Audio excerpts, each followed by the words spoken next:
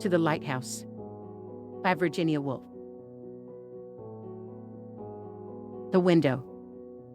1. Yes, of course, if it's fine tomorrow, said Mrs. Ramsay. But you'll have to be up with the lark, she added.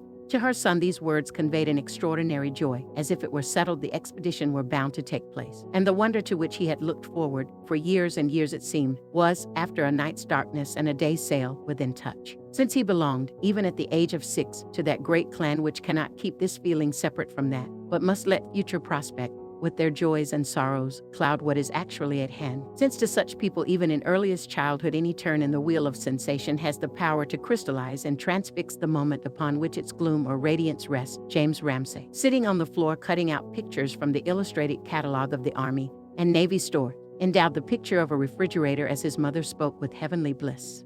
It was fringed with joy.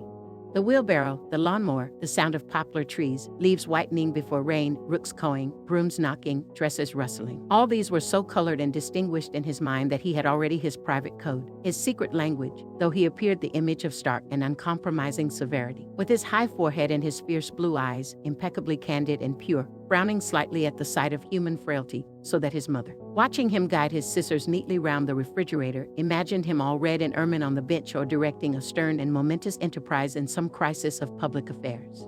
But, said his father, stopping in front of the drawing-room window, it won't be fine. Had there been an axe handy, a poker, or any weapon that would have gashed a hole in his father's breast and killed him, there and then, James would have seized it. Such were the extremes of emotion that Mr. Ramsay excited in his children's breasts by his mere presence, standing, as now, lean as a knife, narrow as the blade of one, grinning sarcastically, not only with the pleasure of disillusioning his son and casting ridicule upon his wife, who was 10,000 times better in every way than he was, but also with some secret conceit at his own accuracy of judgment.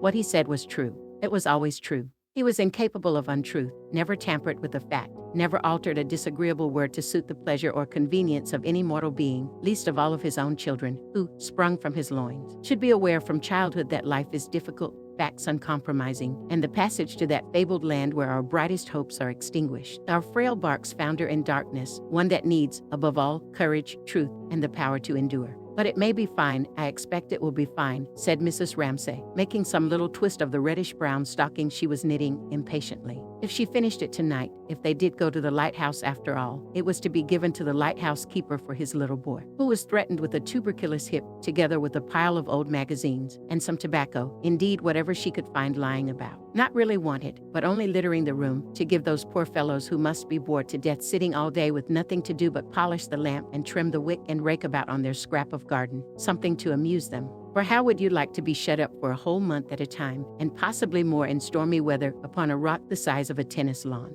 She would ask, and to have no letters or newspapers, and to see nobody, if you were married, not to see your wife, not to know how your children were, if they were ill, if they had fallen down and broken their legs or arms, to see the same dreary waves breaking week after week, and then a dreadful storm coming, and the windows covered with spray, and birds dashed against the lamp, and the whole place rocking, and not be able to put your nose out of doors for fear of being swept into the sea. How would you like that?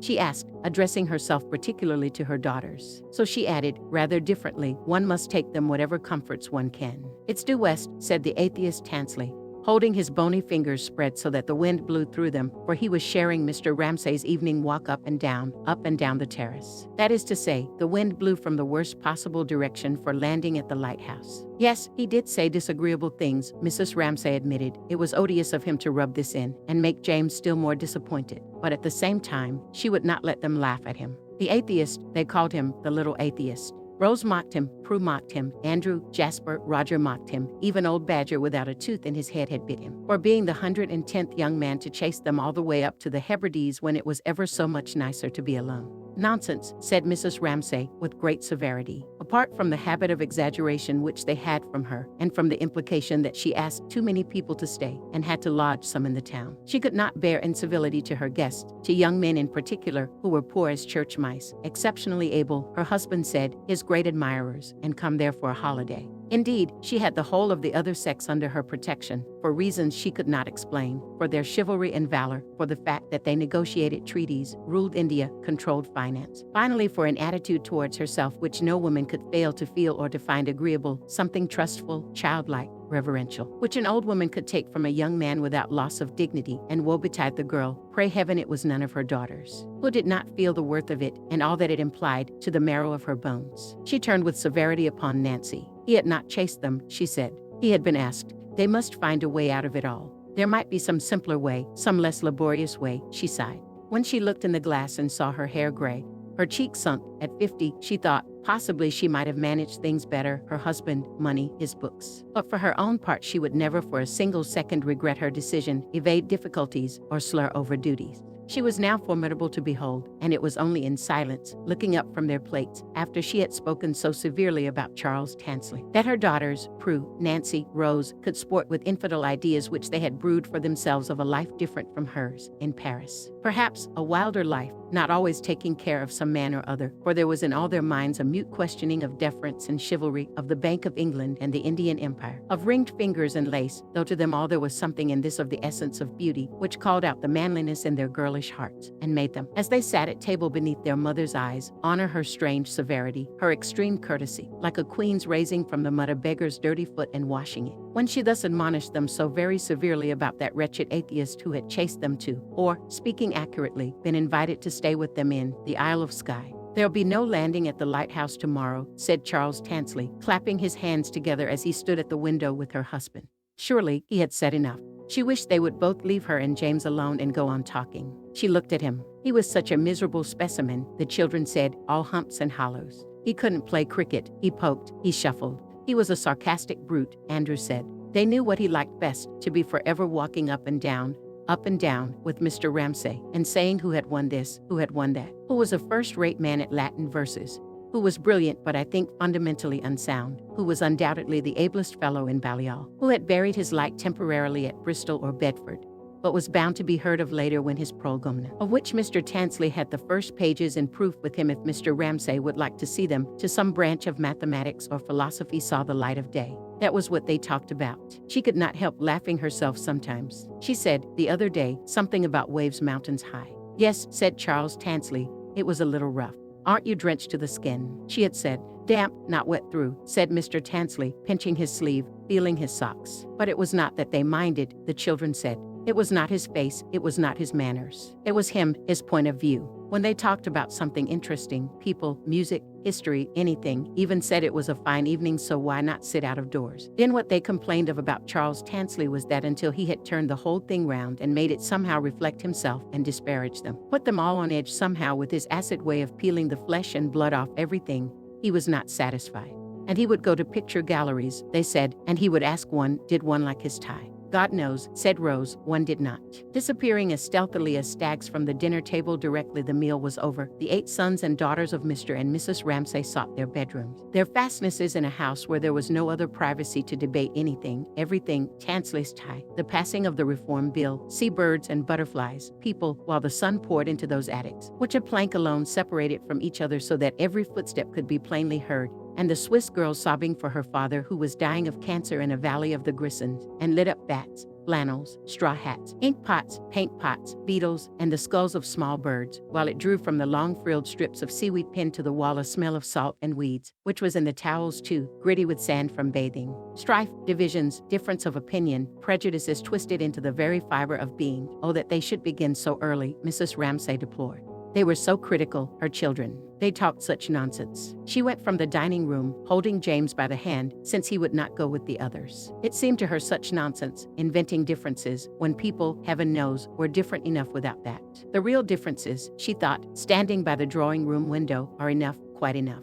She had in mind at the moment, rich and poor, high and low, the great in birth receiving from her, half grudging, some respect, for had she not in her veins the blood of that very noble, if slightly mythical, Italian house, whose daughters, scattered about English drawing rooms in the 19th century, had lisped so charmingly, had stormed so wildly, and all her wit and her bearing and her temper came from them, and not from the sluggish English or the cold Scotch, But more profoundly, she ruminated the other problem of rich and poor, and the things she saw with her own eyes, weekly, daily, here or in London, when she visited this widow, or that struggling wife in person with a bag on her arm, and a notebook and pencil with which she wrote down in columns carefully ruled for the purpose wages and spendings, employment and unemployment, in the hope that thus she would cease to be a private woman whose charity was half a sop to her own indignation, half a relief to her own curiosity, and become, what with her untrained mind she greatly admired, an investigator elucidating the social problem. Insoluble questions they were, it seemed to her, standing there, holding James by the hand.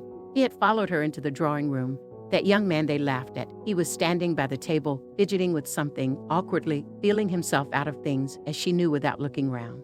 They had all gone, the children, Minta Doyle and Paul Rayleigh, Augustus Carmichael, her husband, they had all gone. So she turned with a sigh and said, "Would it bore you to come with me, Mr. Tansley?" She had a dull errand in the town. She had a letter or two to write. She would be 10 minutes perhaps. She would put on her hat.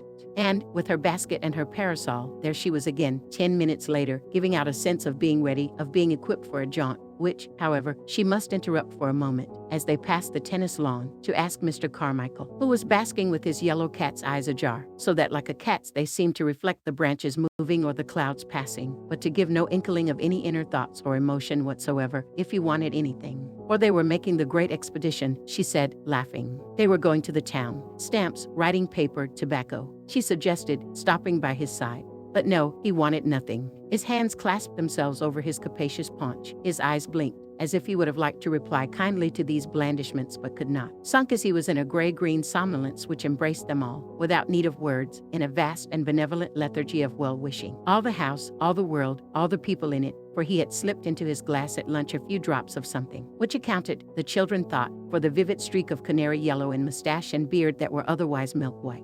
He wanted nothing, he murmured. He should have been a great philosopher, said Mrs. Ramsay, as they went down the road to the fishing village, but he had made an unfortunate marriage. Holding her black parasol very erect, and moving with an indescribable air of expectation, as if she were going to meet someone round the corner, she told the story, an affair at Oxford with some girl, an early marriage, poverty, going to India, translating a little poetry very beautifully, I believe, being willing to teach the boys Persian or Hindustani, but what really was the use of that? And then lying, as they saw him on the lawn.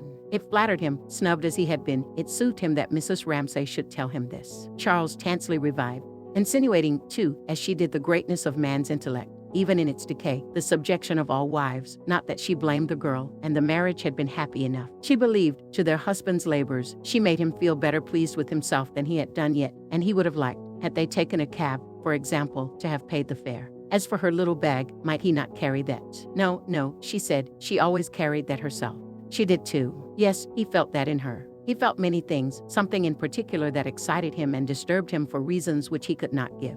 He would like her to see him, gowned and hooded, walking in a procession. A fellowship, a professorship, he felt capable of anything and saw himself. But what was she looking at? At a man pasting a bill. The vast flapping sheet flattened itself out, and each shove of the brush revealed fresh legs, hoops, horses, glistening reds and blues, beautifully smooth, until half the wall was covered with the advertisement of a circus, 100 horsemen, 20 performing seals, lions, tigers. Craning forwards, for she was short-sighted, she read out how it will visit this town. It was terribly dangerous work for a one-armed man, she exclaimed, to stand on top of a ladder like that. His left arm had been cut off in a reaping machine 2 years ago. Let us all go, she cried, moving on, as if all those riders and horses had filled her with childlike exultation and made her forget her pity. Let's go, he said, repeating her words, clicking them out, however, with a self-consciousness that made her wince. Let us go to the circus. No, he could not say it right. He could not feel it right. But why not? She wondered. What was wrong with him then? She liked him warmly at the moment. Had they not been taken, she asked, to circuses when they were children? Never, he answered, as if she asked the very thing he wanted to reply to, had been longing all these days to say, how they did not go to circuses. It was a large family, 9 brothers and sisters, and his father was a working man. My father is a chemist, Mrs. Ramsay. He keeps a shop. He himself had paid his own way since he was 13. Often he went without a greatcoat in winter. He could never return hospitality at college. He had to make things last twice the time other people did. He smoked the cheapest tobacco, shag, the same the old men smoked on the quays. He worked hard, 7 hours a day. His subject was now the influence of something upon somebody. They were walking on, and Mrs. Ramsay did not quite catch the meaning, only the words, here and there. Dissertation, fellowship, readership, lectureship, She could not follow the ugly academic jargon that rattled itself off so glibly, but said to herself that she saw now why going to the circus had knocked him off his perch, poor little man, and why he came out, instantly, with all that about his father and mother and brothers and sisters. And she would see to it that they didn't laugh at him anymore. She would tell Prue about it. What he would have liked, she supposed, would have been to say how he had been to Ibsen with the Ramsays. He was an awful prig, oh yes, an insufferable bore. Or, though they had reached the town now and were in the main street, with carts grinding past on the cobbles, still he went on talking about settlements and teaching and working men and helping our own class and lectures, till she gathered that he had got back entire self-confidence, had recovered from the circus, and was about to tell her. But here, the houses falling away on both sides, they came out on the quay, and the whole bay spread before them, and Mrs. Ramsay could not help exclaiming, "Oh, how beautiful!" For the great plateful of blue water was before her, the hoary lighthouse, distant, austere, in the midst, and on the right, as far as the eye could see, fading and falling, in soft low pleats, the green sand dunes with the wild flowing grasses on them, which always seemed to be running away into some moon country uninhabited of men. That was the view, she said, stopping, growing grayer-eyed, that her husband loved. She paused a moment. But now, she said, artists had come here. There indeed, only a few paces off, stood one of them, in Panama hat and yellow boots, seriously, softly, absorbedly, for all that he was watched by 10 little boys, with an air of profound contentment on his round red face, gazing, and then, when he had gazed, dipping, imbuing the tip of his brush in some soft mound of green or pink.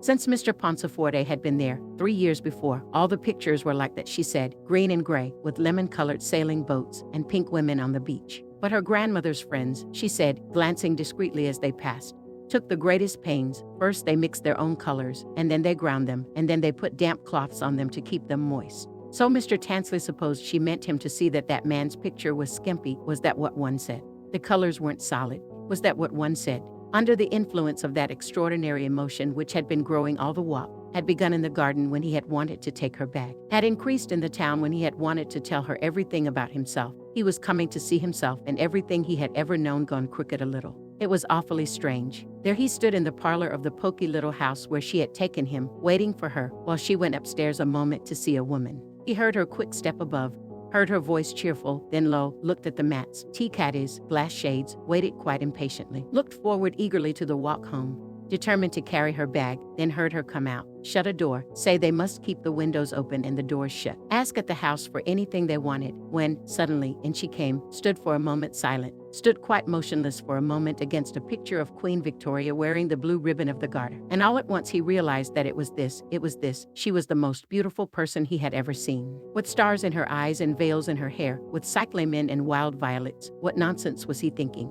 She was 50 at least, she had 8 children. Stepping through fields of flowers and taking to her breast buds that had broken and lambs that had fallen, with the stars in her eyes and the wind in her hair, he took her back.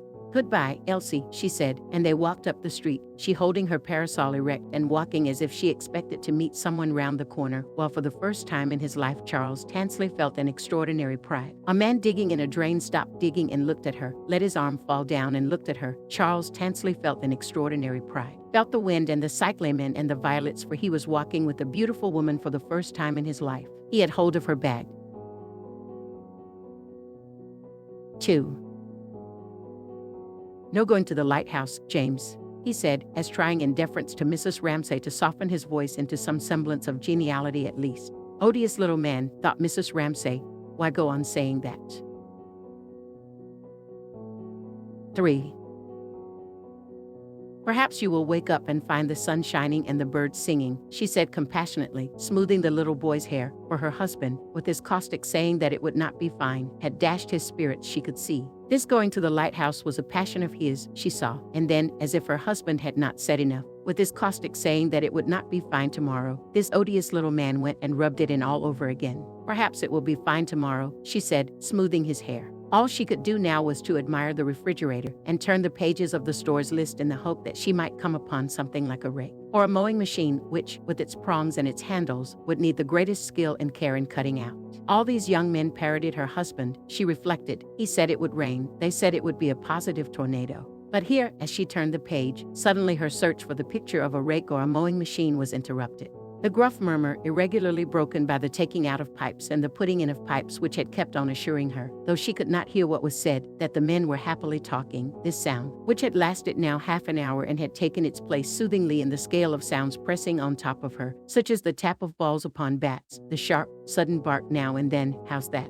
How's that? Of the children playing cricket, had ceased, so that the monotonous fall of the waves on the beach, which for the most part beat a measured and soothing tattoo to her thoughts and seemed consolingly to repeat over and over again as she sat with the children the words of some old cradle song. Murmured by nature, I am guarding you, I am your support. But at other times suddenly and unexpectedly, especially when her mind raised itself slightly from the task actually in hand, had no such kindly meaning, but like a ghostly roll of drums remorselessly beat the measure of life, made one think of the destruction of the island and its engulfment in the sea, and warned her whose day had slipped past in one quick doing after another that it was all ephemeral as a rainbow. This sound, which had been obscured and concealed under the other sounds, suddenly thundered hollow in her ears and made her look up with an impulse of terror. They had ceased to talk, that was the explanation. Falling in 1 second from the tension which had gripped her to the other extreme, which, as if to recoup her for her unnecessary expense of emotion, was cool, amused, and even faintly malicious, she concluded that poor Charles Tansley had been shed. That was of little account to her. If her husband required sacrifices, she cheerfully offered up to him Charles Tansley, who had snubbed her little boy. One moment more, with her head raised, she listened, as if she waited for some habitual sound, some regular mechanical sound, and then, hearing something rhythmical, half said, half chanted, beginning in the garden, as her husband beat up and down the terrace. Something between a croak and a song, she was soothed once more, assured again that all was well, and looking down at the book on her knee found the picture of a pocket knife with 6 blades which could only be cut out if James was very careful. Suddenly a loud cry, as of a sleepwalker, half roused, something about stormed at with shot and shell sung out with the utmost intensity in her ear, made her turn apprehensively to see if anyone had heard him. Only Lily Briscoe, she was glad to find, and that did not matter. But the sight of the girl standing on the edge of the lawn painting reminded her she was supposed to be keeping her head as much in the same position as possible for Lily's picture. Lily's picture. Mrs. Ramsay smiled. With her little Chinese eyes and her puckered-up face, she would never marry. One could not take her painting very seriously. She was an independent little creature, and Mrs. Ramsay liked her for it. So, remembering her promise, she bent her head. 4. Indeed, he almost knocked her easel over, coming down upon her with his hands waving, shouting out, "Boldly we rode and well." But, mercifully, he turned sharp and rode off, to die gloriously, she supposed, upon the heights of Balaclava. Never was anybody at once so ridiculous and so alarming. But so long as he kept like that, waving, shouting, she was safe. He would not stand still and look at her picture. And that was what Lily Briscoe could not have endured. Even while she looked at the mass, at the line, at the color, at Mrs. Ramsay sitting in the window with James, she kept a feeler on her surroundings lest someone should creep up, and suddenly she should find her picture looked at. But now, with all her senses quickened as they were, looking, straining, till the color of the wall and the jet manna beyond burnt into her eyes, she was aware of someone coming out of the house, coming towards her, but somehow divined, from the footfall, William Banks, so that though her brush quivered, she did not, as she would have done had it been Mr. Tansley, Paul Rayleigh, Minta Doyle, or practically anybody else, turn her canvas upon the grass, but let it stand. William Banks stood beside her. They had rooms in the village, and so, walking in, walking out, parting late on doormats, had said little things about the soup, about the children, about one thing and another which made them allies, so that when he stood beside her now in his judicial way, she just stood there. He just stood there. Her shoes were excellent, he observed. They allowed the toes their natural expansion. Lodging in the same house with her, he had noticed too how orderly she was, up before breakfast and off to paint. He believed, alone, poor, presumably, and without the complexion or the allurement of Miss Doyle certainly, but with a good sense which made her in his eyes superior to that young lady. Now, for instance, when Ramsay bore down on them, shouting, gesticulating, Miss Briscoe, he felt certain, understood. Someone had blundered. Mr. Ramsay glared at them. He glared at them without seeming to see them. That did make them both vaguely uncomfortable. Together they had seen a thing they had not been meant to see. They had encroached upon her privacy. So, Lily thought, it was probably an excuse of his for moving, for getting out of earshot, that made Mr. Banks almost immediately say something about its being chilly and suggested taking a stroll. She would come, yes, but it was with difficulty that she took her eyes off her picture. The jet manna was bright violet, the wall staring white. She would not have considered it honest to tamper with the bright violet and the staring white, since she saw them like that, fashionable though it was, since Mr. Ponteforte's visit, to see everything pale, elegant, semi-transparent.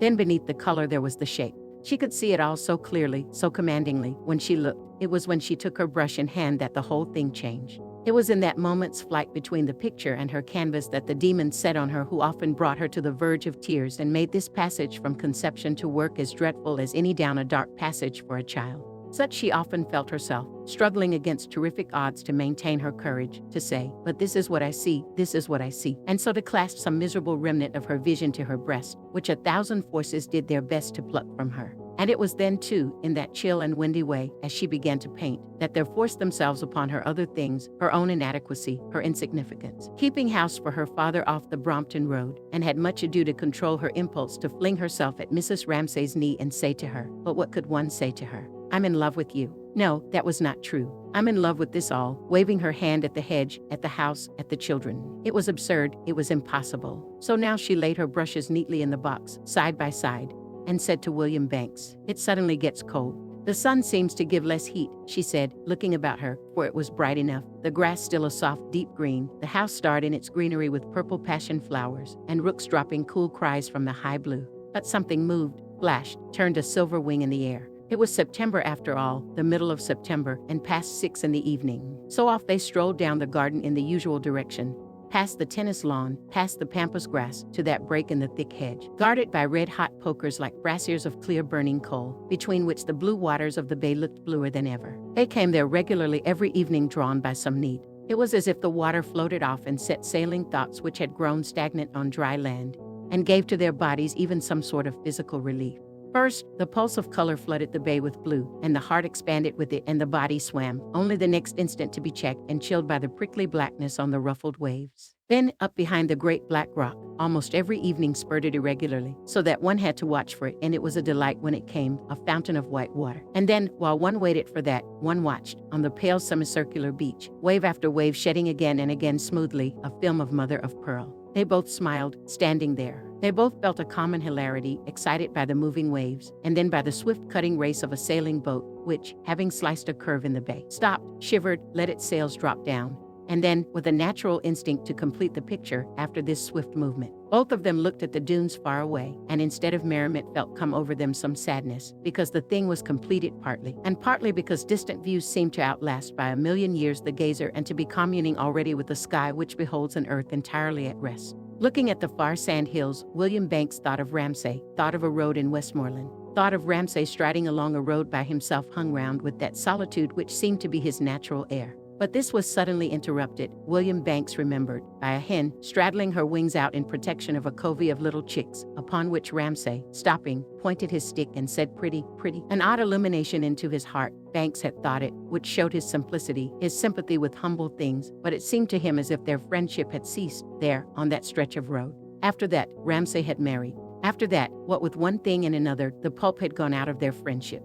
Whose fault it was he could not say, only, after a time, repetition had taken the place of newness. It was to repeat that they met. But in this dumb colloquy with the sand dunes he maintained that his affection for Ramsay had in no way diminished, but there, like the body of a young man laid up in peat for a century, with the red fresh on his lips, was his friendship, in its acuteness and reality, laid up across the bay among the sandhills. He was anxious for the sake of this friendship, and perhaps too in order to clear himself in his own mind from the imputation of having dried and shrunk. For Ramsay lived in a welter of children, whereas Banks was childless and a widower. He was anxious that Lily Briscoe should not disparage Ramsay, yet should understand how things stood between them. Begun long years ago, their friendship had petered out on a Westmoreland road, where the hen spread her wings before her chicks, after which Ramsay had married, and their paths lying different ways, there had been, certainly for no one's fault, some tendency, when they met, to repeat. Yes, that was it. He finished. He turned from the view. And, turning to walk back the other way, up the drive, Mr. Banks was alive to things which would not have struck him had not those sandhills revealed to him the body of his friendship lying with the red on its lips laid up in peat. For instance, Cam, the little girl, Ramsay's youngest daughter. She was picking Sweet Alice on the bank.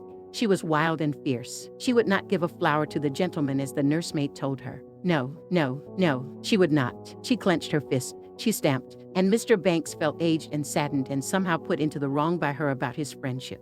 He must have dried and shrunk. The Ramsays were not rich, and it was a wonder how they managed to contrive it all. 8 children. To feed 8 children on philosophy. Here was another of them, Jasper this time, strolling past, to have a shot at a bird, he said, nonchalantly, swinging Lily's hand like a pump handle as he passed, which caused Mr. Banks to say, bitterly, how she was a favorite. There was education now to be considered, let alone the daily wear and tear of shoes and stockings which those great fellows, all well-grown, angular, ruthless youngsters, must require. As for being sure which was which, or in what order they came, that was beyond him. He called them privately after the kings and queens of England: Cam the wicked, James the ruthless, Andrew the just, Prue the fair. For Prue would have beauty, he thought, how could she help it? And Andrew brains. While he walked up the drive and Lily Briscoe said yes and no and capped his comments, he weighed Ramsay's case, commiserated him, envied him, as if he had seen him divest himself of all those glories of isolation and austerity which crowned him in youth, to cumber himself definitely with fluttering wings and clucking domesticities. They gave him something. William Banks acknowledged that it would have been pleasant if Cam had stuck a flower in his coat or clambered over his shoulder, as over her father's, to look at a picture of Vesuvius in eruption. But they had also, his old friends could not but feel, destroyed something. What would a stranger think now? What did this Lily Briscoe think? Could one help noticing that habits grew on him? Eccentricities, weaknesses perhaps. It was astonishing that a man of his intellect could stoop so low as he did. But that was too harsh a phrase, could depend so much as he did upon people's praise. Oh, but, said Lily, think of his work. Whenever she thought of his work, she always saw clearly before her a large kitchen table. It was Andrew's doing. She asked him what his father's books were about. Subject and object and the nature of reality, Andrew had said. And when she said heavens, she had no notion what that meant. Think of a kitchen table then, he told her, when you're not there. So now she always saw, when she thought of Mr. Ramsay's work, a scrubbed kitchen table. It lodged now in the fork of a pear tree, for they had reached the orchard. And with a painful effort of concentration, she focused her mind, not upon the silver bossed bark of the tree, or upon its fish-shaped leaves, but upon a phantom kitchen table, one of those scrubbed board tables, grained and knotted, whose virtue seems to have been laid bare by years of muscular integrity, which stuck there, its four legs in air. Naturally, if one's days were passed in this seeing of angular essences, this reducing of lovely evenings, with all their flamingo clouds and blue and silver to a white deal four-legged table, naturally one could not be judged like an ordinary person. Mr. Banks liked her for bidding him think of his work. He had thought of it often and often. Times without number, he had said, Ramsay is one of those men who do their best work before they are 40. He had made a definite contribution to philosophy in one little book when he was only 25. What came after was more or less amplification, repetition. But the number of men who make a definite contribution to anything whatsoever is very small, he said, pausing by the pear tree, well brushed, scrupulously exact, exquisitely judicial. Suddenly, as if the movement of his hand had released it, the load of her accumulated impressions of him tilted up, and down poured in a ponderous avalanche all she felt about him. That was one sensation. Then uprose and affumed the essence of his being. That was another. She felt herself transfixed by the intensity of her perception. It was his severity, his goodness. I respect you in every atom. You are not vain. You are entirely impersonal. You are finer than Mr. Ramsay. You are the finest human being that I know. You have neither wife nor child. You live for science. Praise would be an insult to you. Generous, pure-hearted, heroic man. But simultaneously, she remembered how he had brought a valet all the way up here, objected to dogs on chairs, would prose for hours about salt in vegetables and the iniquity of English cooks. How then did it work out, all this? How did one judge people, think of them? How did one add up this and that and conclude that it was liking one felt or disliking? And to those words, what meaning attached, after all? Standing now, apparently transfixed, by the pear tree, impressions poured in upon her of those two men, and to follow her thought was like following a voice which speaks too quickly to be taken down by one's pencil. And the voice was her own voice saying without prompting undeniable, everlasting, contradictory things, so that even the fissures and humps on the bark of the pear tree were irrevocably fixed there for eternity. You have greatness, she continued, but Mr. Ramsay has none of it. He is petty, selfish, vain, egotistical. He is spoilt. He is a tyrant. He wears Mrs. Ramsay to death. But he has what you have not, a fiery unworldliness. He knows nothing about trifles. He loves dogs and his children. He has 8. Mr. Banks has none. Did he not come down in 2 coats the other night and let Mrs. Ramsay trim his hair into a pudding basin? All of this danced up and down like a company of gnats, each separate but all marvelously controlled in an invisible elastic net. Danced up and down in Lily's mind, in and about the branches of the pear tree, where still hung in effigy the scrubbed kitchen table, symbol of her profound respect for Mr. Ramsay's mind, until her thought, which had spun quicker and quicker, exploded of its own intensity. She felt released. A shot went off close at hand, and there came, flying from its fragments, frightened, effusive, tumultuous, a flock of starlings. Jasper, said Mr. Banks. They turned the way the starlings flew, over the terrace. Following the scatter of swift flying birds in the sky, they stepped through the gap in the high hedge straight into Mr. Ramsay, who boomed tragically at them. Someone had blundered. His eyes, glazed with emotion, defiant with tragic intensity, met theirs for a second, and trembled on the verge of recognition, but then, raising his hand halfway to his face as if to avert, to brush off. In an agony of peevish shame, their normal gaze, as if he begged them to withhold for a moment what he knew to be inevitable, as if he impressed upon them his own childlike resentment of interruption. Yet even in the moment of discovery was not to be routed utterly, but was determined to hold fast to something of this delicious emotion, this impure rhapsody of which he was ashamed, but in which he reveled. He turned abruptly, slammed his private door on them, and Lily Briscoe and Mr. Banks, looking uneasily up into the sky, observed that the flock of starlings which Jasper had routed with his gun had settled on the tops of the elm trees. 5.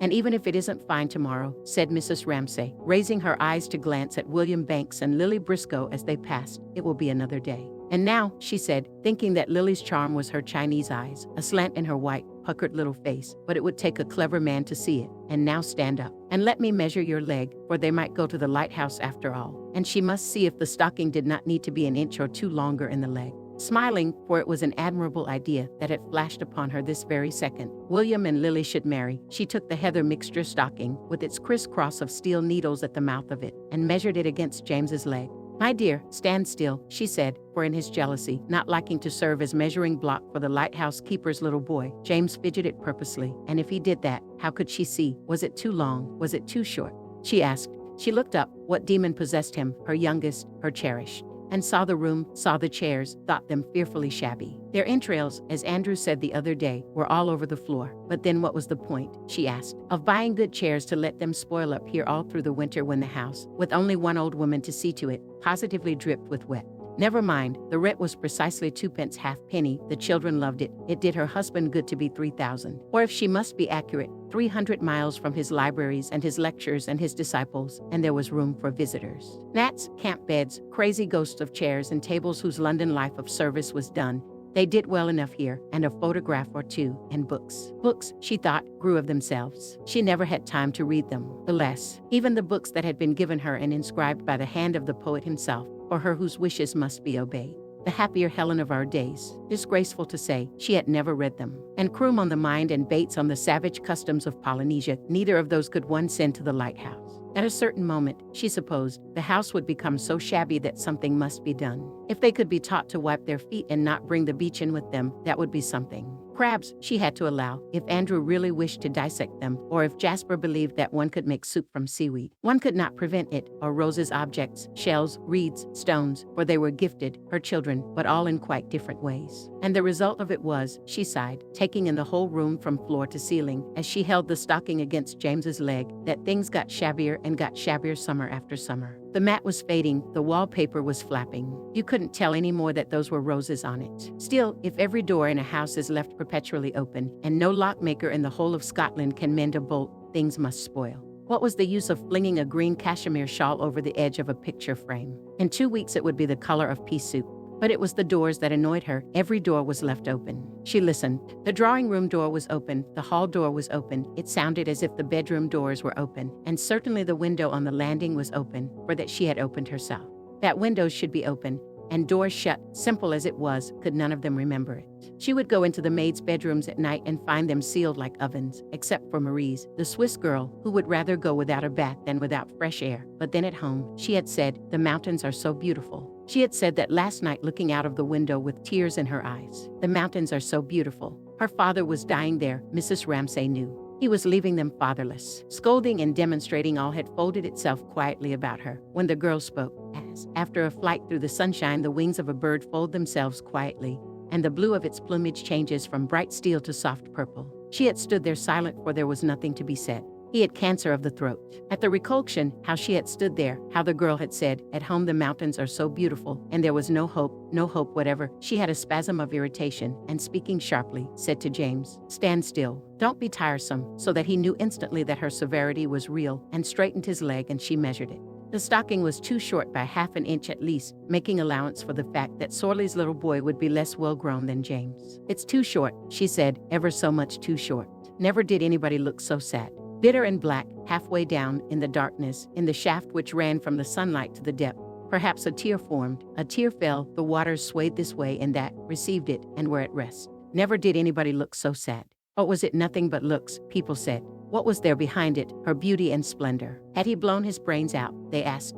Had he died the week before they were married, some other, earlier lover of whom rumors reached one? Or was there nothing but an incomparable beauty which she lived behind, and could do nothing to disturb?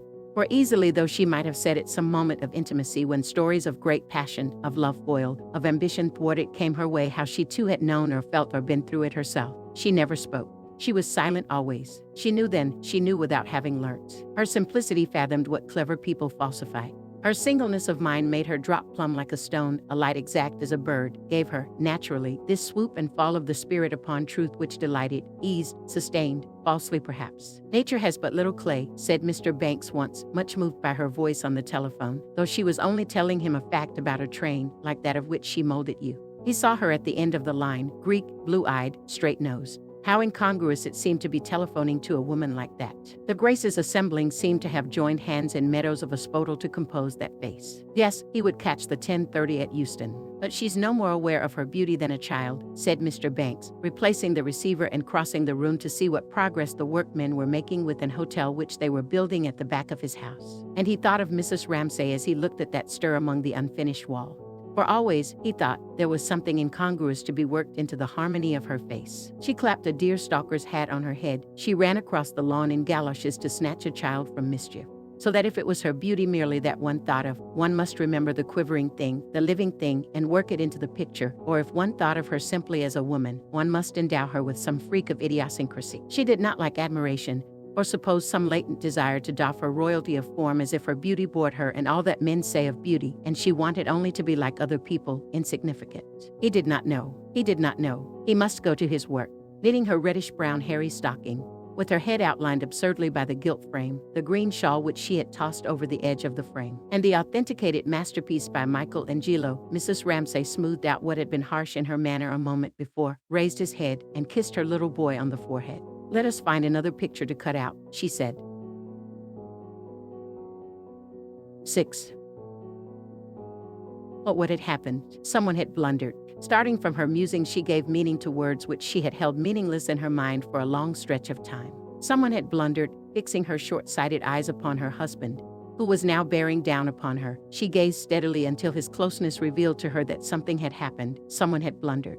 But she could not for the life of her think what. He shivered, he quivered. All his vanity, all his satisfaction in his own splendor, riding fell as a thunderbolt, fierce as a hawk at the head of his men through the valley of death, had been shattered, destroyed. Stormed at by shot and shell, boldly we rode and well, flashed through the valley of death, volleyed and thundered, straight into Lily Briscoe and William Banks. He quivered, he shivered. Not for the world would she have spoken to him, realizing, from the familiar signs, his eyes averted, and some curious gathering together of his person, as if he wrapped himself about and needed privacy into which to regain his equilibrium, that he was outraged and anguished. She stroked James's head. She transferred to him what she felt for her husband, and, as she watched him chalk yellow the white dress shirt of a gentleman in the Army and Navy Store's catalog, thought what a delight it would be to her should he turn out a great artist.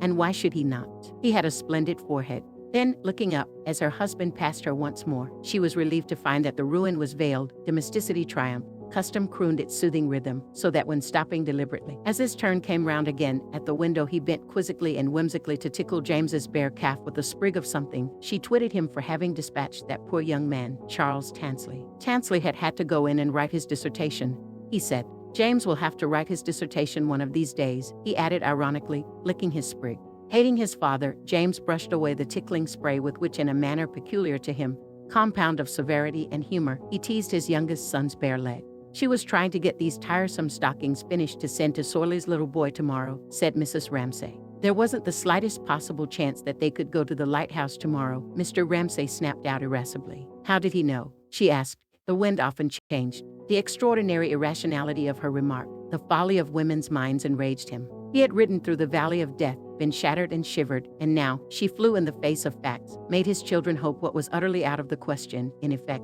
told lies. He stamped his foot on the stone step.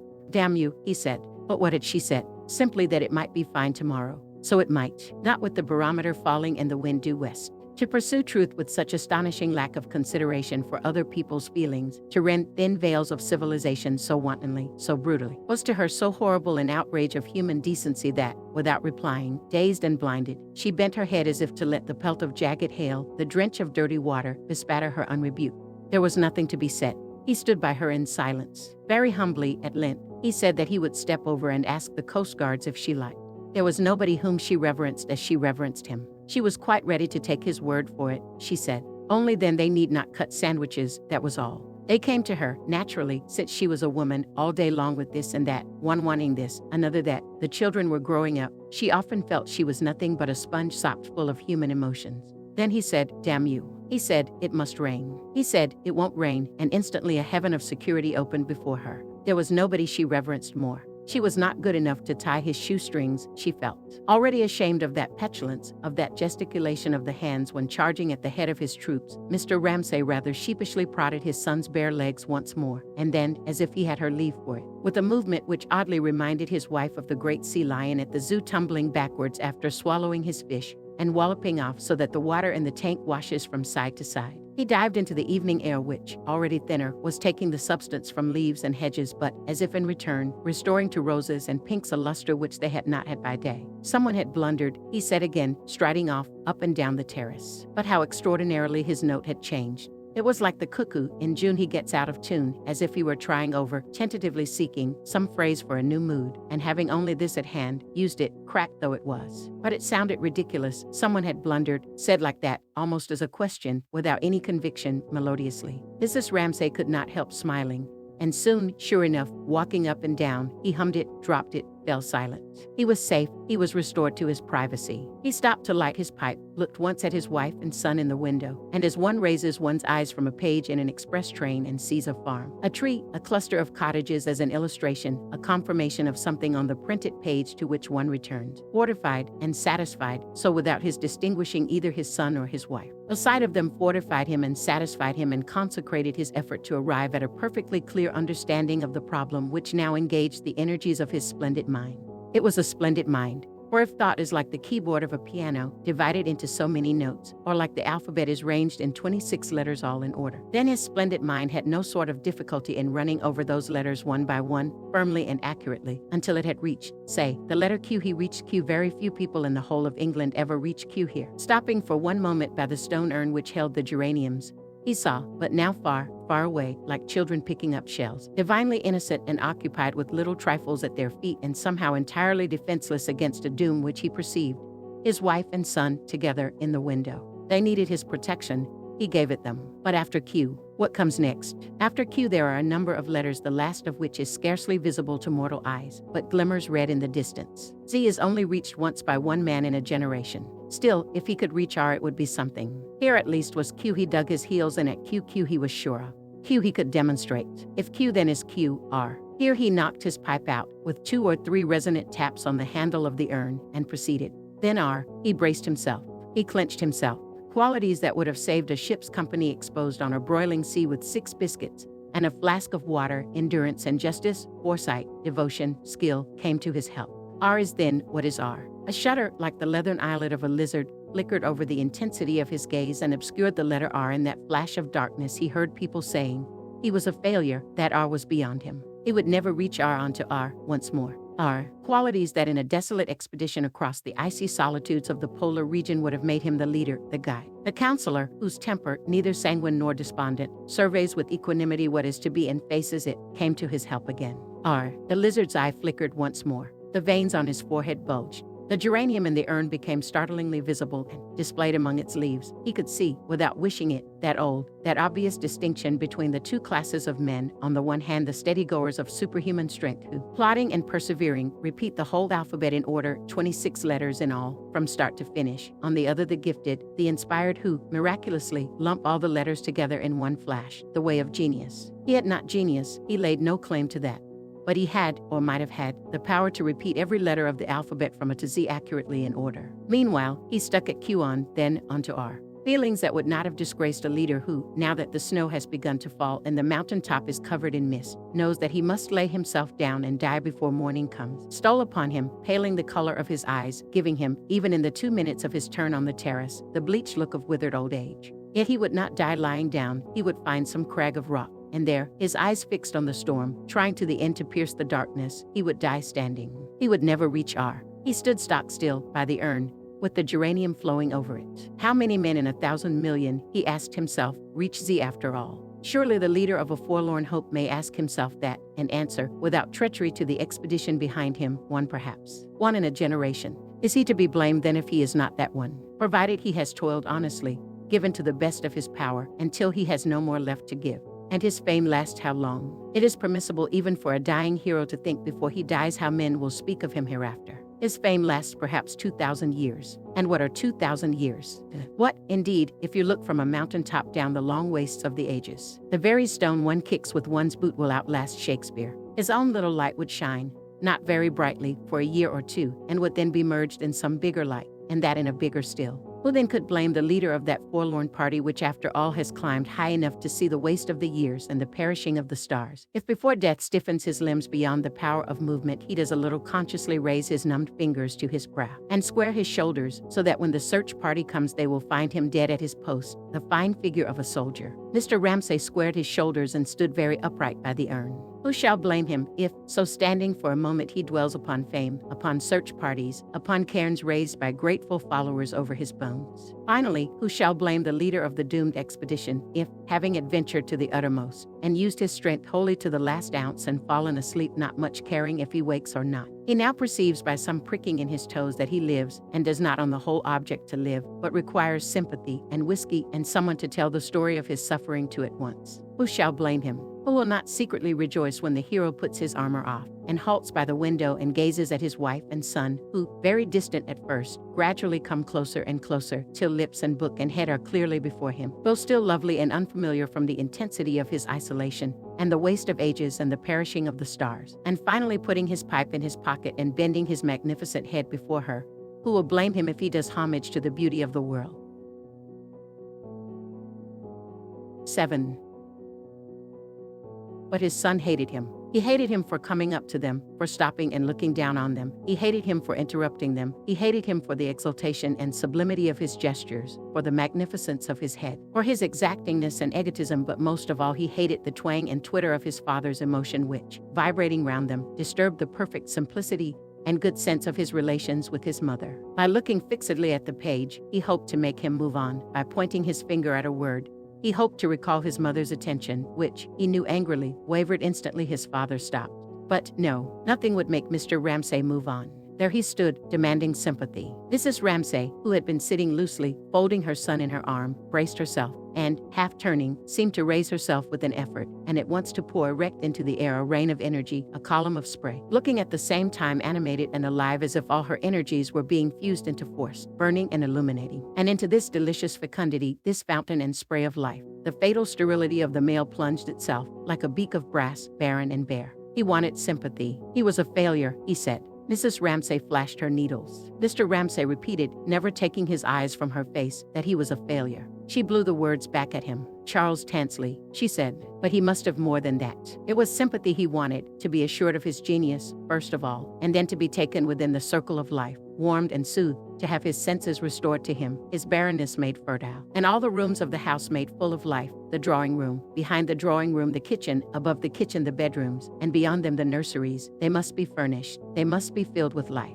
Charles Tansley thought him the greatest metaphysician of the time, she said. But he must have more than that. He must have sympathy. He must be assured that he too lived in the heart of life, was needed, not only here, but all over the world. Flashing her needles, confident, upright, she created drawing room and kitchen, set them all aglow, bade him take his ease there, go in and out, enjoy himself. She laughed, she knitted. Standing between her knees, very stiff, James felt all her strength flaring up to be drunk and quenched by the beak of brass, the arid scimitar of the male, which smote mercilessly, again and again, demanding sympathy. He was a failure, he repeated. Well, look then, feel then. Flashing her needles, glancing round about her, out of the window, into the room, at James himself, she assured him, beyond a shadow of a doubt, by her laugh, her poise, her competence, that it was real, the house was full, the garden blowing. If he put implicit faith in her, nothing should hurt him, however deep he buried himself or climbed high. Not for a second should he find himself without her. So boasting of her capacity to surround and protect, there was scarcely a shell of herself left for her to know herself by. All was so lavish and spent, and James, as he stood stiff between her knees, felt her rise in a rosy-flowered fruit tree laid with leaves and dancing boughs into which the beak of brass, the arid scimitar of his father, the egotistical man, plunged and smote, demanding sympathy. filled with her words, like a child who drops off satisfied. He said, at last, looking at her with humble gratitude, restored, renewed, that he would take a turn, he would watch the children playing cricket. He went. Immediately, Mrs. Ramsay seemed to fold herself together, one petal closed in another, and the whole fabric fell in exhaustion upon itself, so that she had only strength enough to move her finger in exquisite abandonment to exhaustion. Across the page of Grimm's fairy story, while there throbbed through her, like a pulse in a spring which has expanded to its full width and now gently ceases to beat, the rapture of successful creation. Every throb of this pulse seemed, as he walked away, to enclose her and her husband, and to give to each that solace which two different notes, one high, one low, struck together, seemed to give each other as they combined. Yet as the resonance died, and she turned to the fairy tale again, Mrs. Ramsay felt not only exhausted in body but also there tinged her physical fatigue some faintly disagreeable sensation with another origin. Not that, as she read aloud the story of the fisherman's wife, she knew precisely what it came from, nor did she let herself put into words her dissatisfaction when she realized, at the turn of the page when she stopped and heard dully, ominously, a wave fall. How it came from this, she did not like, even for a second, to feel finer than her husband, and further, could not bear not being entirely sure, when she spoke to him, of the truth of what she said. Universities and people wanting him, lectures and books and their being of the highest importance, all that she did not doubt for a moment. But it was their relation, and his coming to her like that, openly, so that anyone could see, that discomposed her, for then people said he depended on her, when they must know that of the two he was infinitely the more important, and what she gave the world, in comparison with what he gave, negligible. But then again, it was the other thing too, not being able to tell him the truth, being afraid, for instance, about the greenhouse roof and the expense it would be, £50 perhaps to mend it, and then about his books, to be afraid that he might guess, what she a little suspected, that his last book was not quite his best book, and then to hide small daily things, and the children seeing it, and the burden it laid on them. All this diminished the entire joy, the pure joy, of the two notes sounding together, and let the sound die on her ear now with a dismal flatness. A shadow was on the page. She looked up. It was Augustus Carmichael shuffling past, precisely now, at the very moment when it was painful to be reminded of the inadequacy of human relationships, that the most perfect was flawed, and could not bear the examination which, loving her husband, with her instinct for truth, she turned upon it. When it was painful to feel herself convicted of unworthiness, and impeded in her proper function by these lies, these exaggerations, it was at this moment when she was fretted thus ignobly in the wake of her exultation, that Mr. Carmichael shuffled past, in his yellow slippers, and some demon in her made it necessary for her to call out, as he passed, "Going indoors, Mr. Carmichael." 8. He said nothing. He took opium. The children said he had stained his beard yellow with it. Perhaps. What was obvious to her was that the poor man was unhappy, came to them every year as an escape, and yet every year she felt the same thing. He did not trust her. She said, "I am going to the town. Shall I get you stamps, paper, tobacco?" And she felt him wince. He did not trust her. It was his wife's doing. She remembered that iniquity of his wife's towards him, which had made her turn to steel and adamant there, in the horrible little room in St. John's Wood, when with her own eyes she had seen that odious woman turn him out of the house. He was unkempt. He dropped things on his coat. He had the tiresomeness of an old man with nothing in the world to do, and she turned him out of the room. She said, in her odious way, "Now, Mrs. Ramsay and I want to have a little talk together," and Mrs. Ramsay could see, as if before her eyes, the innumerable miseries of his life. Had he money enough to buy tobacco? Did he have to ask her for it? Half a crown, 18pence. Oh, she could not bear to think of the little indignities she made him suffer. And always now he shrank from her. He never told her anything. But what more could she have done? There was a sunny room given up to him. The children were good to him. Never did she show a sign of not wanting him. She went out of her way indeed to be friendly. "Do you want stamps? Do you want tobacco? Here's a book you might like," and so on. And after all, she had not generally any difficulty in making people like her. For instance, George Manning, Mr. Wallace, famous as they were, they would come to her of an evening, quietly, and talk alone over her fire. She bore about with her, she could not help knowing it, the torch of her beauty. She carried it erect into any room that she entered. And after all, veil it as she might, and shrink from the monotony of bearing that it imposed on her, her beauty was apparent. She had been admired. She had been loved. She had entered rooms where mourners sat. Tears had flown in her presence. Men and women too, letting go to the multiplicity of things, had allowed themselves with her the relief of simplicity. It injured her that he should shrink. It hurt her, and yet not cleanly, not rightly. That was what she minded, coming as it did on top of her discontent with her husband, the sense she had now when Mr. Carmichael shuffled past, just nodding to her question, with a book beneath his arm, in his yellow slippers, that she was suspected, and that all this desire of hers to give, to help, was vanity. For her own self-satisfaction was it that she wished so instinctively to help, to give, that people might say of her, "Oh, Mrs. Ramsay, dear Mrs. Ramsay, Mrs. Ramsay, of course," and need her and send for her and admire her. Was it not secretly this that she wanted? And therefore when Mr. Carmichael shrank away from her, as he did at this moment, making off to some corner where he did acrostics endlessly, she did not feel merely snubbed back in her instinct, but made aware of the pettiness of some part of her, and of human relations, how flawed they are, how despicable, how self-seeking at their best, shabby and worn out, and not presumably any longer a sight that filled the eyes with joy. She had better devote her mind to the story of the fisherman and his wife, and so pacify that bundle of sensitiveness, her son James. The man's heart grew heavy, she read aloud, and he would not go. He said to himself, "It is not right," and yet he went. And when he came to the sea, the water was quite purple and dark blue, and gray and thick, and no longer so green and yellow, but it was still quiet. And he stood there and said, Mrs. Ramsay could have wished that her husband had not chosen that moment to stop. Why had he not gone, as he said, to watch the children playing cricket? But he did not speak. He looked, he nodded, he approved, he went on. He slipped, seeing before him that hedge which had over and over again rounded some pause, signified some conclusion, seeing his wife and child, seeing again the urns with the trailing of red geraniums which had so often decorated processes of thought, and bore, written up among their leaves, as if they were scraps of paper on which one scribbles notes in the rush of reading. He slipped, seeing all this, smoothly into speculation suggested by an article in the Times about the number of Americans who visit Shakespeare's house every year. If Shakespeare had never existed, he asked, would the world have differed much from what it is today? Does the progress of civilization depend upon great men? Is the lot of the average human being better now than in the time of the pharaohs? Is the lot of the average human being, however, he asked himself, the criterion by which we judge the measure of civilization? Possibly not. Possibly the greatest good requires the existence of a slave class. The liftman in the tube is an eternal necessity. The thought was distasteful to him. He tossed his head. To avoid it, he would find some way of snubbing the predominance of the arts. He would argue that the world exists for the average human being, that the arts are merely a decoration imposed on the top of human life. They do not express it. Nor is Shakespeare necessary to it. Not knowing precisely why it was that he wanted to disparage Shakespeare and come to the rescue of the man who stands eternally in the door of the lift, he picked a leaf sharply from the hedge. All this would have to be dished up for the young men at Cardiff next month. He thought, here, on his terrace, he was merely foraging and picnicking like a man who reaches from his horse to pick a bunch of roses, or stuffs his pockets with nuts as he ambles at his ease through the lanes and fields of a country known to him from boyhood. It was all familiar, this turning, that stile, that cut across the fields. Hours he would spend thus, with his pipe, of an evening, thinking up and down and in and out of the old familiar lanes and commons, which were all stuck about with the history of that campaign there, the life of this statesman here, with poems and with anecdotes, with figures too. This thinker, that soldier, all very brisk and clear, but at length the lane, the field, the common, the fruitful nut tree and the flowering hedge led him on to that further turn of the road where he dismounted always, tied his horse to a tree, and proceeded on foot alone.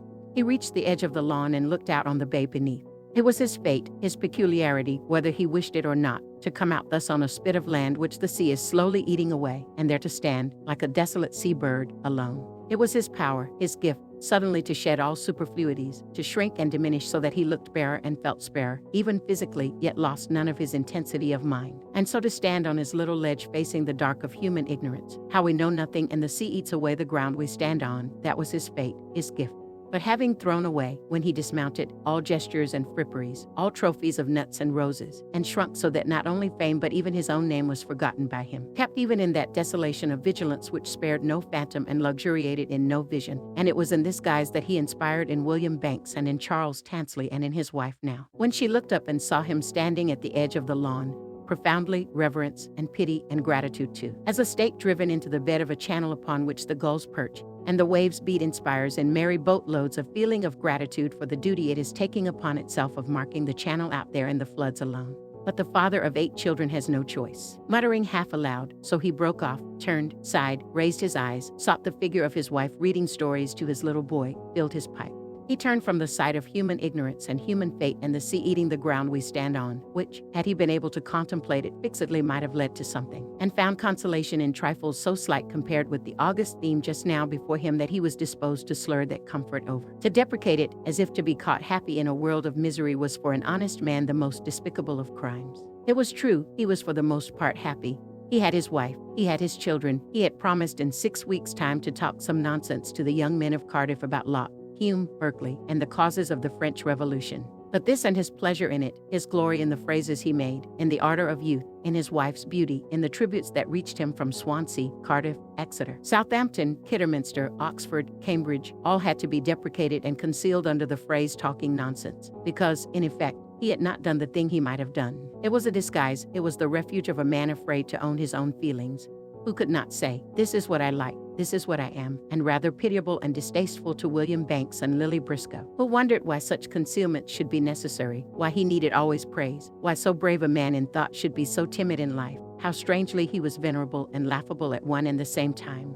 Teaching and preaching is beyond human power, Lily suspected. If you are exalted, you must somehow come a cropper. Mrs. Ramsay gave him what he asked too easily. Then the change must be so upsetting, Lily said. He comes in from his books and finds us all playing games and talking nonsense. Imagine what a change from the things he thinks about, she said. He was bearing down upon them. Now he stopped dead and stood looking in silence at the sea. Now he had turned away again. 9. Yes, Mr. Banks said, watching him go. It was 1,000 pities. Lily had said something about his frightening her. He changed from one mood to another so suddenly. Yes, said Mr. Banks, it was 1,000 pities that Ramsay could not behave a little more like other people. For he liked Lily Briscoe. He could discuss Ramsay with her quite openly. It was for that reason, he said, that the young don't read Carlyle. A crusty old grumbler who lost his temper if the porridge was cold, why should he preach to us? Was what Mr. Banks understood that young people said nowadays. It was 1,000 pities if you thought, as he did, that Carlyle was one of the great teachers of mankind. Lily was ashamed to say that she had not read Carlyle since she was at school. But in her opinion, one liked Mr. Ramsay all the better for thinking that if his little finger ached, the whole world must come to an end. It was not that she minded, for who could be deceived by him? He asked you quite openly to flatter him, to admire him. His little dodges deceived nobody. What she disliked was his narrowness, his blindness, she said, looking after him. A bit of a hypocrite. Mr. Banks suggested, looking too at Mr. Ramsay's back, for was he not thinking of his friendship, and of Cam refusing to give him a flower, and of all those boys and girls, and his own house, full of comfort, but, since his wife's death, quiet rather. Of course, he had his work. All the same, he rather wished Lily to agree that Ramsay was, as he said, a bit of a hypocrite. Lily Briscoe went on putting away her brushes, looking up, looking down. Looking up, there he was, Mr. Ramsay, advancing towards them, swinging, careless, oblivious, remote. A bit of a hypocrite, she repeated. Oh, no, the most sincere of men, the truest, the best. But, looking down, she thought, he is absorbed in himself, he is tyrannical, he is unjust, and kept looking down. Purposely, for only so could she keep steady, staying with the Ramsays. Directly one looked up and saw them, what she called being in love flooded them. They became part of that unreal but penetrating and exciting universe which is the world seen through the eyes of love. The sky stuck to them, the birds sang through them. And, what was even more exciting, she felt, too, as she saw Mr. Ramsay bearing down and retreating, and Mrs. Ramsay sitting with James in the window and the cloud moving and the tree bending. How life, from being made up of little separate incidents which one lived one by one, became curled and whole like a wave which bore one up and threw one down with it, there, with a dash on the beach. Mr. Banks expected her to answer, and she was about to say something criticizing Mrs. Ramsay, how she was alarming, too, in her way, high-handed, or words to that effect, when Mr. Banks made it entirely unnecessary for her to speak by his rapture. For such it was, considering his age, turned 60, and his cleanliness and his impersonality, and the white scientific coat which seemed to clothe him. For him to gaze as Lily saw him gazing at Mrs. Ramsay was a rapture equivalent, Lily felt, to the loves of dozens of young men. It was love, she thought, pretending to move her canvas, distilled and filtered, love that never attempted to clutch its object,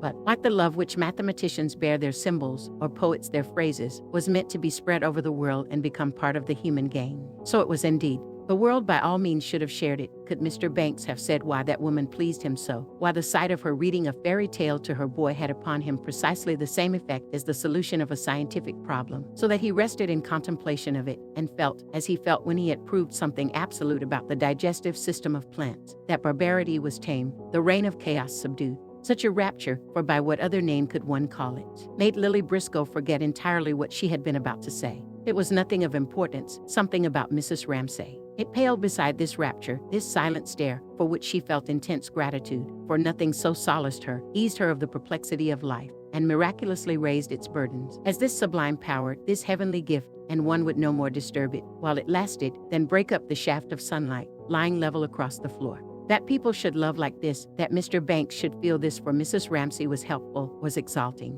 She wiped one brush after another upon a piece of old rag, menially on purpose. She took shelter from the reverence which covered all women. She felt herself praised. Let him gaze, she would steal a look at her picture. She could have wept. It was bad, it was bad, it was infinitely bad. She could have done it differently, of course. The color could have been thinned and faded, the shapes etherealized. That was how Ponteforte would have seen it. But then she did not see it like that. She saw the color burning on a framework of steel, the light of a butterfly's wing lying upon the arches of a cathedral. Of all that, only a few random marks scrawled upon the canvas remained. And it would never be seen, never be hung even, and there was Mr. Tansley whispering in her ear, "Women can't paint, women can't write." She now remembered what she had been going to say about Mrs. Ramsay. She did not know how she would have put it, but it would have been something critical. She had been annoyed the other night by some high-handedness. Looking along the level of Mr. Banks's glance at her, she thought that no woman could worship another woman in the way he worshipped. They could only seek shelter under the shade which Mr. Banks extended over them both. Looking along his beam, she added to it her different ray, thinking that she was unquestionably the loveliest of people, the best perhaps, but also different too from the perfect shape which one saw there. But why different, and how different? She asked herself, scraping her palette of all those mounds of blue and green which seemed to her like clods with no life in them now, yet she vowed she would inspire them, force them to move, lo, do her bidding tomorrow. How did she differ? What was the spirit in her, the essential thing by which, had you found a crumpled glove in the corner of a sofa, you would have known it, from its twisted finger, hers indisputably. She was like a bird for speed, an arrow for directness. She was willful, she was commanding. She opened bedroom windows. She shut doors. Arriving late at night, with a light tap on one's bedroom door, wrapped in an old fur coat, she would enact again whatever it might be. Charles Tansley losing his umbrella, Mr. Carmichael snuffling and sniffing, Mr. Banks saying, "The vegetable salts are lost." All this she would adroitly shape, even maliciously twist, and, moving over to the window, in pretense that she must go, it was dawn, she could see the sun rising, half turned back. More intimately, but still always laughing, insist that she must, meant to must, they all must marry, since in the whole world whatever laurels might be tossed to her but Mrs. Ramsay cared not a fig for her painting, or triumphs won by her, and here she sat in, darkened, and came back to her chair. There could be no disputing this, an unmarried woman has missed the best of life. The house seemed full of children sleeping and Mrs. Ramsay listening, shaded lights and regular breathing. Oh, but, Lily would say, there was her father, her home, even, had she dared to say it, her painting. But all this seemed so little, so virginal, against the other. Yet, as the night wore on, and white lights parted the curtains, and even now and then some bird chirped in the garden, gathering a desperate courage, she would urge her own exemption from the universal law, plead for it. She liked to be alone, she liked to be herself, she was not made for that, and so have to meet a serious stare from eyes of unparalleled depth, and confront Mrs. Ramsay's simple certainty that her dear Lily, her little brisk, was a fool. Then, she remembered, she had laid her head on Mrs. Ramsay's lap and laughed and laughed and laughed. Laughed almost hysterically at the thought of Mrs. Ramsay presiding with immutable calm over destinies which she completely failed to understand. There she sat, simple, serious. She had recovered her sense of her now. This was the glove's twisted finger. But into what sanctuary had one penetrated? Lily Briscoe had looked up at last, and there was Mrs. Ramsay, unwitting entirely what had caused her laughter, still presiding, but now with every trace of willfulness abolished, and in its stead, something clear as the space which the clouds at last uncover, the little space of sky which sleeps beside the moon. Was it wisdom? Was it knowledge? Was it, once more, the deceptiveness of beauty, so that all one's perceptions, halfway to truth, were tangled in a golden mesh? Or did she lock up within her some secret which certainly Lily Briscoe believed people must have for the world to go on at all? Everyone could not be as helter-skelter, hand-to-mouth as she was. But if they knew, could they tell one what they knew? Sitting on the floor with her arms round Mrs. Ramsay's knees, close as she could get, smiling to think that Mrs. Ramsay would never know the reason of that pressure, she imagined how in the chambers of the mind and heart of the woman who was physically touching her were stood, like the treasures in the tombs of kings, tablets bearing sacred inscriptions, which if one could spell them out, would teach one everything, but they would never be offered openly, never made public. What art was there, known to love or cunning, by which one pressed through into those secret chambers? What device for becoming, like waters poured into one jar, inextricably the same, one with the object one adored? Could the body achieve, or the mind, subtly mingling in the intricate passages of the brain? Or the heart? Could loving, as people called it, make her and Mrs. Ramsay one? For it was not knowledge but unity that she desired, not inscriptions on tablets, nothing that could be written in any language known to men. but intimacy itself, which is knowledge, she had thought, leaning her head on Mrs. Ramsay's knee. Nothing happened. Nothing, as she leant her head against Mrs. Ramsay's knee. And yet, she knew knowledge and wisdom were stored up in Mrs. Ramsay's heart. How, then, she had asked herself, did one know one thing or another thing about people, sealed as they were? Only like a bee, drawn by some sweetness or sharpness in the air intangible to touch or taste, one haunted the dome-shaped hive, ranged the wastes of the air over the countries of the world alone, and then haunted the hives with their murmurs and their stirrings, the hives, which were people. Mrs. Ramsay rose. Lily rose. Mrs. Ramsay went. For days there hung about her, as after a dream some subtle change is felt in the person one has dreamt of, more vividly than anything she said. The sound of murmuring, and, as she sat in the wicker armchair in the drawing-room window, she wore, to Lily's eyes, an august shape, the shape of a dome. This ray passed level with Mr. Banks's ray straight to Mrs. Ramsay sitting reading there with James at her knee. But now while she still looked, Mr. Banks had done. He had put on his spectacles. He had stepped back. He had raised his hand.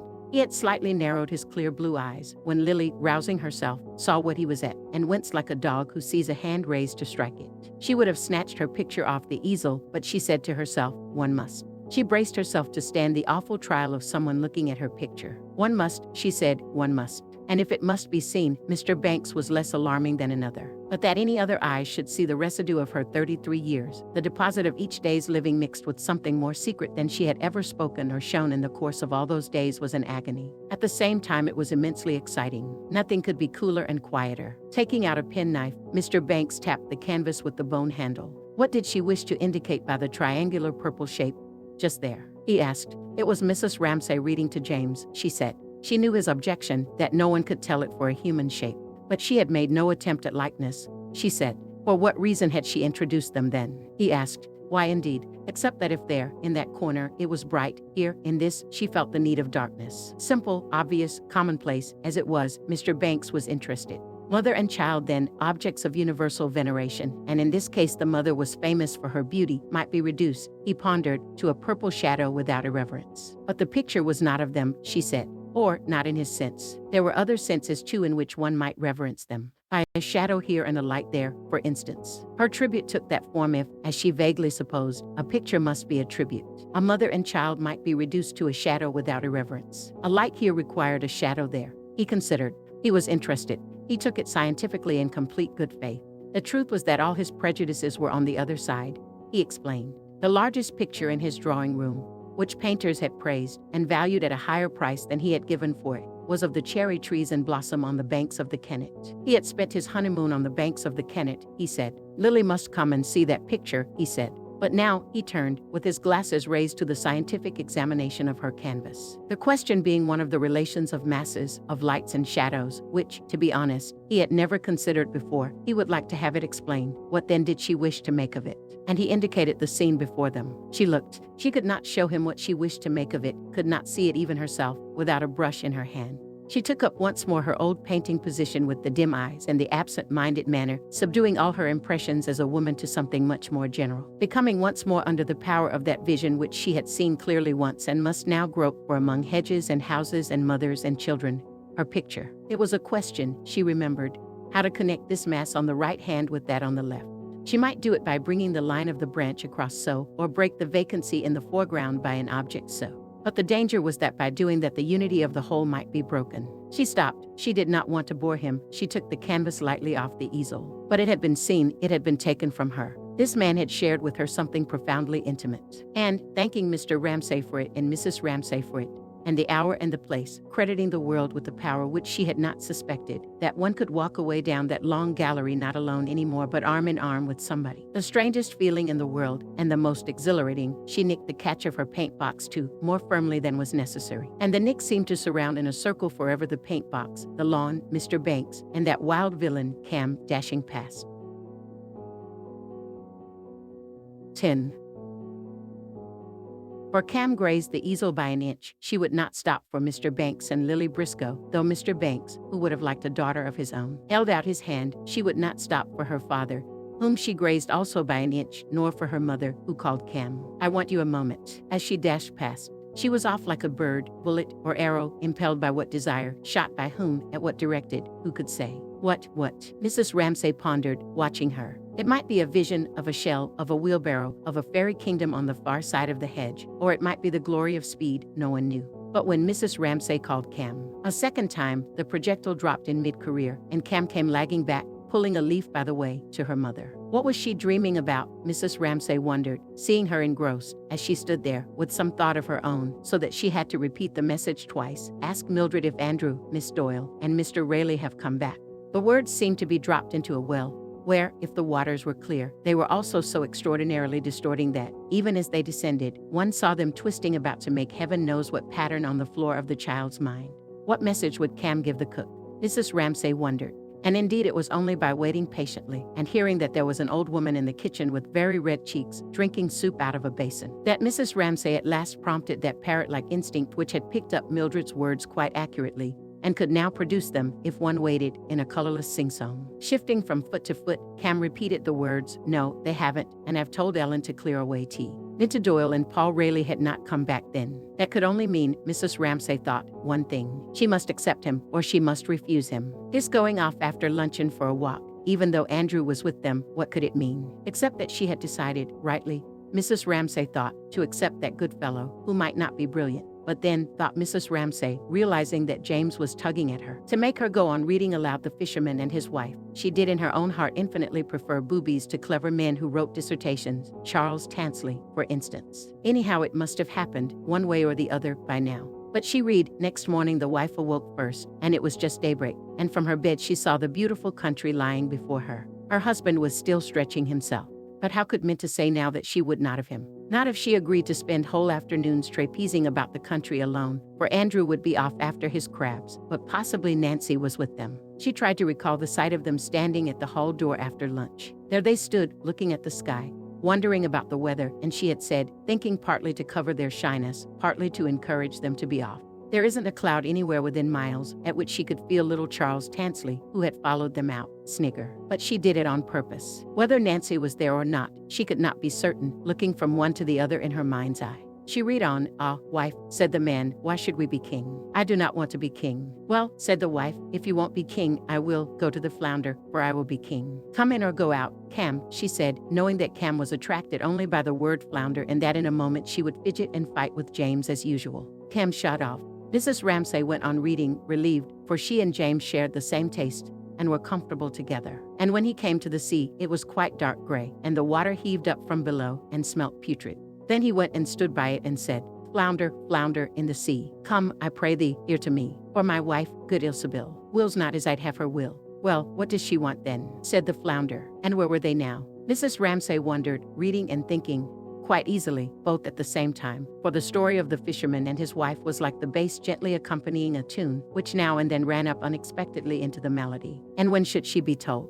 If nothing happened, she would have to speak seriously to Minta, or she could not go trapezing about all over the country, even if Nancy were with them. She was responsible to Minta's parents, the owl and the poker. Her nicknames for them shot into her mind as she read. The owl and the poker, yes, they would be annoyed if they heard, and they were certain to hear, that Minta, staying with the Ramsays, had been seen, etc., etc., etc. He wore a wig in the House of Commons, and she ably assisted him at the head of the stairs. She repeated, fishing them up out of her mind by a phrase which, coming back from some party, she had made to amuse her husband. Dear, dear, Mrs. Ramsay said to herself, how did they produce this incongruous daughter? This tomboy Minta with a hole in her stocking. How did she exist in that portentous atmosphere where the maid was always removing in a dustpan the sand that the parrot had scattered? And conversation was almost entirely reduced to the exploits, interesting perhaps, but limited after all, of that bird.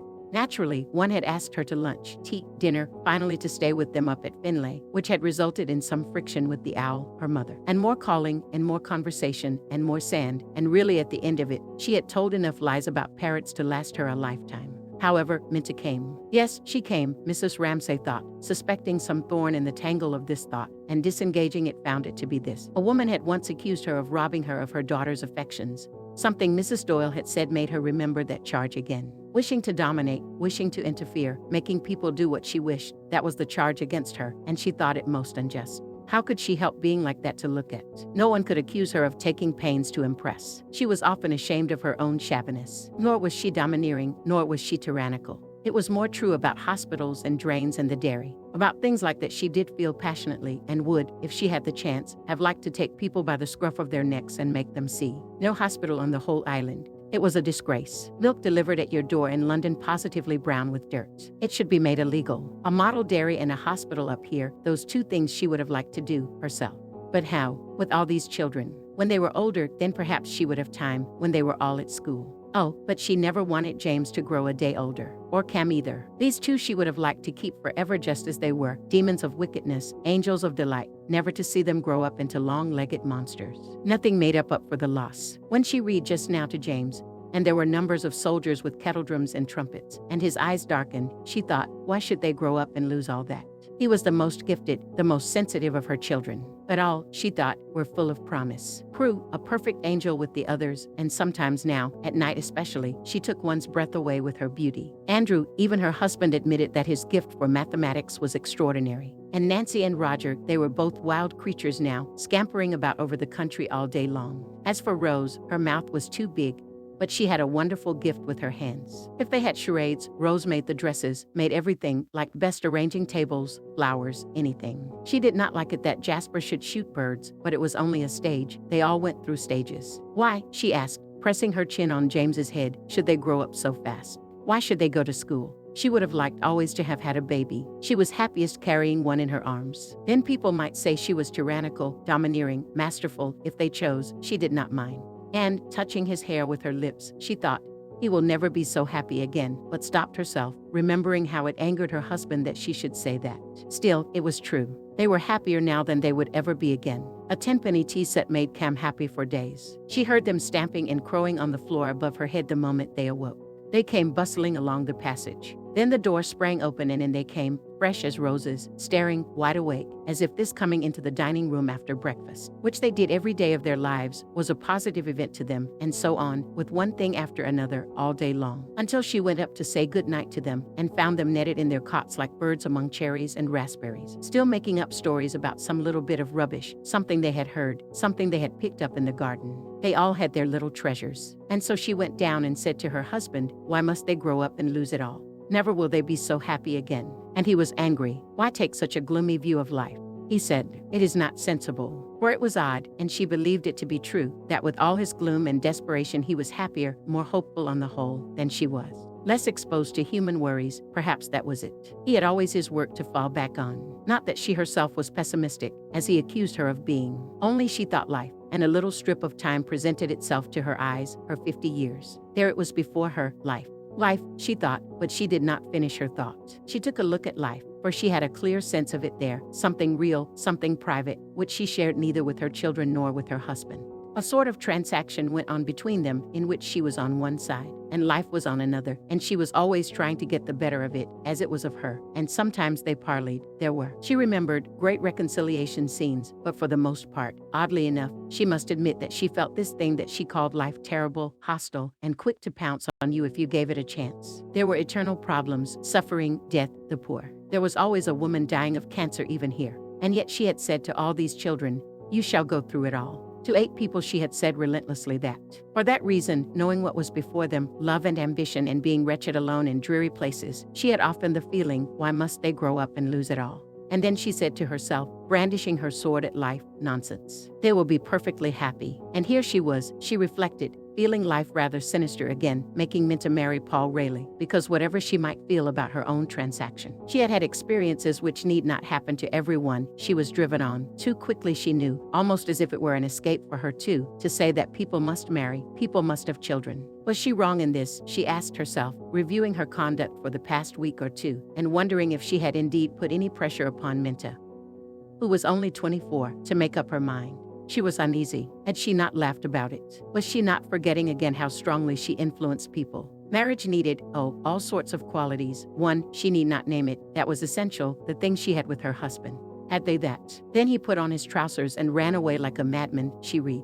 But outside a great storm was raging and blowing so hard that he could scarcely keep his feet. Houses and trees toppled over, the mountains trembled, rocks rolled into the sea. The sky was pitch black, and it thundered and lightened. And the sea came in with black waves as high as church towers and mountains, and all with white foam at the top. She turned the page. There were only a few lines more so that she would finish the story, though it was past bedtime. It was getting late. The light in the garden told her that, and the whitening of the flowers and something gray in the leaves conspired together to rouse in her a feeling of anxiety. What it was about she could not think at first. Then she remembered Paul and Minta and Andrew had not come back. She summoned before her again the little group on the terrace in front of the hall door, standing looking up into the sky. Andrew had his net and basket. That meant he was going to catch crabs and things. That meant he would climb out onto a rock. He would be cut off. Or coming back single file on one of those little paths above the cliff, one of them might slip.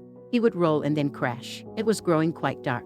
But she did not let her voice change in the least as she finished the story and added, shutting the book and speaking the last words as if she had made them up herself, looking into James's eyes, and there they are living still at this very time. And that's the end, she said, and she saw in his eyes, as the interest of the story died away in them, something else take its place, something wondering, pale, like the reflection of a light, which at once made him gaze and marvel. Turning, she looked across the bay, and there, sure enough, coming regularly across the waves, first 2 quick strokes and then 1 long steady stroke, was the light of the lighthouse. It had been lit. In a moment he would ask her, "Are we going to the lighthouse?" And she would have to say, "No, not tomorrow. Your father says not." Happily, Mildred came in to fetch them, and the bustle distracted them. But he kept looking back over his shoulder as Mildred carried him out, and she was certain that he was thinking, "We are not going to the lighthouse tomorrow," and she thought, he will remember that all his life.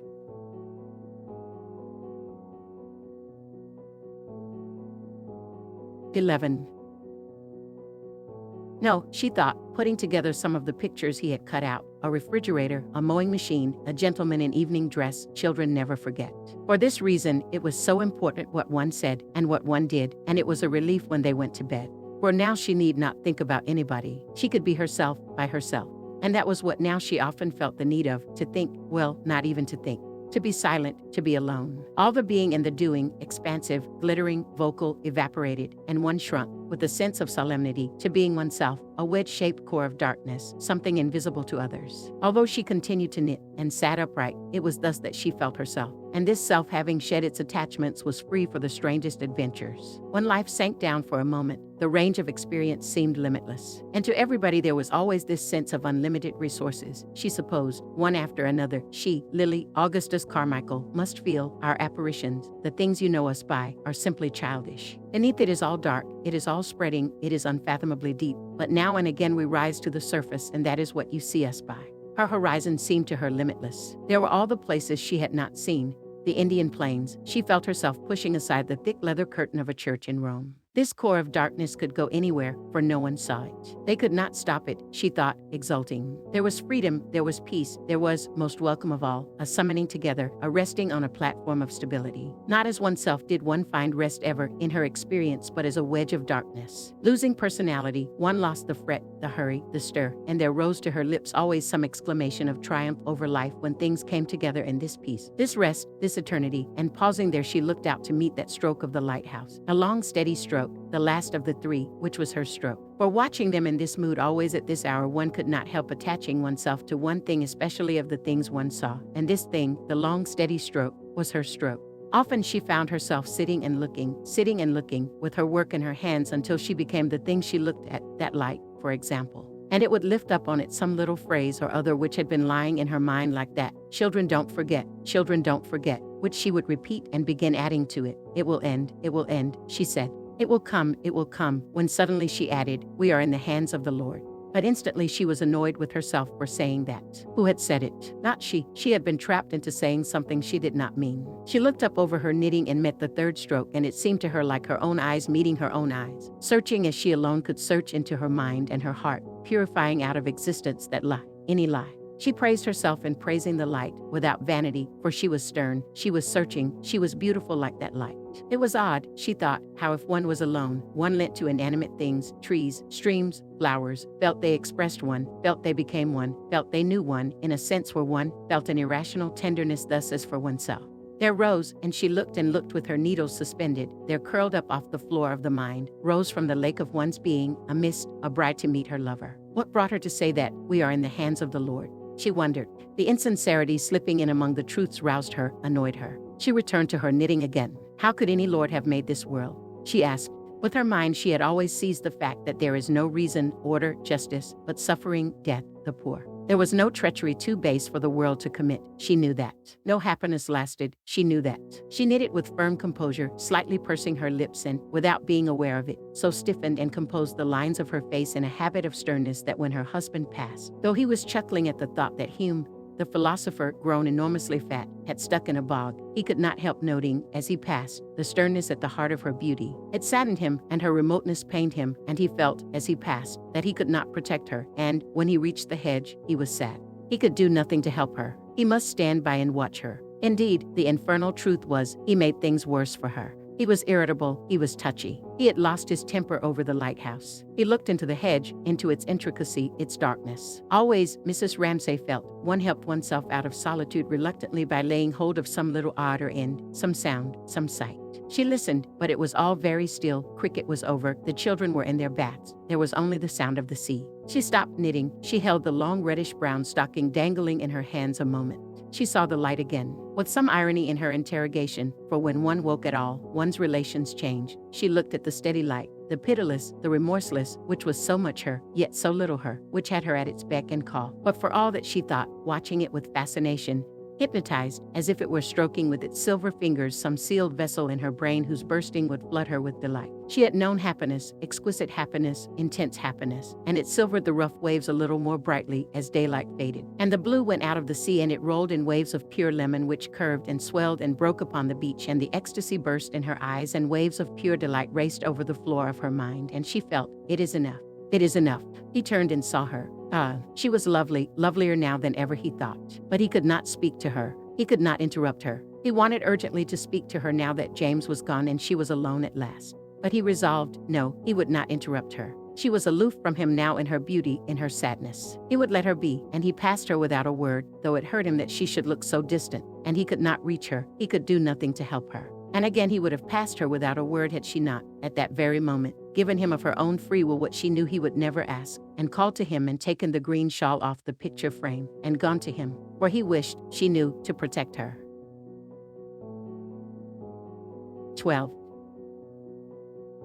She folded the green shawl about her shoulders. She took his arm. His beauty was so great, she said, beginning to speak of Kennedy the gardener. At once he was so awfully handsome that she couldn't dismiss him. There was a ladder against the greenhouse, and little lumps of putty stuck about, for they were beginning to mend the greenhouse. Yes, but as she strolled along with her husband, she felt that that particular source of worry had been placed. She had it on the tip of her tongue to say, as they strolled, it'll cost £50, but instead, for her heart failed her about money, she talked about Jasper shooting birds, and he said, at once, soothing her instantly, that it was natural in a boy, and he trusted he would find better ways of amusing himself before long. Her husband was so sensible, so just. And so she said, yes, all children go through stages, and began considering the dahlias and the big bed, and wondering what about next year's flowers, and had he heard the children's nickname for Charles Tansley, she asked. The atheist, they called him the little atheist. He's not a polished specimen, said Mr. Ramsay. Far from it, said Mrs. Ramsay. She supposed it was all right leaving him to his own devices, Mrs. Ramsay said, wondering whether it was any use sending down bulbs. Did they plant them? Oh, he has his dissertation to write, said Mr. Ramsay. She knew all about that, said Mrs. Ramsay. He talked of nothing else. It was about the influence of somebody upon something. Well, it's all he has to count on, said Mr. Ramsay. Pray heaven he won't fall in love with Prue, said Mrs. Ramsay. He'd disinherit her if she married him, said Mr. Ramsay. He did not look at the flowers, which his wife was considering, but at a spot about a foot or so above them. There was no harm in him, he added, and was just about to say that anyhow he was the only young man in England who admired his, when he choked it back. He would not bother her again about his books. These flowers seemed creditable, Mr. Ramsay said, lowering his gaze and noticing something red, something brown. Yes, but then these she had put in with her own hands, said Mrs. Ramsay. The question was, what happened if she sent bulbs down? Did Kennedy plant them? It was his incurable laziness, she added, moving on. If she stood over him all day long with the spade in her hand, he did sometimes do a stroke of work. So they strolled along towards the red-hot pokers. You're teaching your daughters to exaggerate, said Mr. Ramsay, reproving her. Her Aunt Camilla was far worse than she was, Mrs. Ramsay remarked. Nobody ever held up your Aunt Camilla as a model of virtue that I'm aware of, said Mr. Ramsay. She was the most beautiful woman I ever saw, said Mrs. Ramsay. Somebody else was that, said Mr. Ramsay. Prue was going to be far more beautiful than she was, said Mrs. Ramsay. He saw no trace of it, said Mr. Ramsay. Well, then, look tonight, said Mrs. Ramsay. They paused. He wished Andrew could be induced to work harder. He would lose every chance of a scholarship if he didn't. "Oh, scholarships," she said. Mr. Ramsay thought her foolish for saying that about a serious thing like a scholarship. He should be very proud of Andrew if he got a scholarship, he said. She would be just as proud of him if he didn't, she answered. They disagreed always about this, but it did not matter. She liked him to believe in scholarships, and he liked her to be proud of Andrew whatever he did. Suddenly she remembered those little paths on the edge of the cliffs. "Wasn't it late?" she asked. They hadn't come home yet. He flicked his watch carelessly open, but it was only just past 7. He held his watch open for a moment, deciding that he would tell her what he had felt on the terrace. To begin with, it was not reasonable to be so nervous. Andrew could look after himself. Then, he wanted to tell her that when he was walking on the terrace just now, here he became uncomfortable, as if he were breaking into that solitude, that aloofness, that remoteness of hers. But she pressed him. What had he wanted to tell her, she asked, thinking it was about going to the lighthouse, that he was sorry he had said damn you. But no, he did not like to see her look so sad, he said. Only wool gathering, she protested, blushing a little. They both felt uncomfortable, as if they did not know whether to go on or go back. She had been reading fairy tales to James, she said. No, they could not share that, they could not say that. They had reached the gap between the 2 clumps of red-hot pokers, and there was the lighthouse again, but she would not let herself look at it. Had she known that he was looking at her, she thought she would not have let herself sit there, thinking. She disliked anything that reminded her that she had been seen sitting thinking. So she looked over her shoulder at the town. The lights were rippling and running as if they were drops of silver water held firm in a wind. And all the poverty, all the suffering had turned to that, Mrs. Ramsay thought. The lights of the town and of the harbor and of the boat seemed like a phantom net floating there to mark something which had sunk. Well, if he could not share her thoughts, Mr. Ramsay said to himself, he would be off, then, on his own. He wanted to go on thinking, telling himself the story how Hume was stuck in a bog. He wanted to laugh. But first it was nonsense to be anxious about Andrew. When he was Andrew's age, he used to walk about the country all day long, with nothing but a biscuit in his pocket, and nobody bothered about him or thought that he had fallen over a cliff. He said aloud he thought he would be off for a day's walk if the weather held.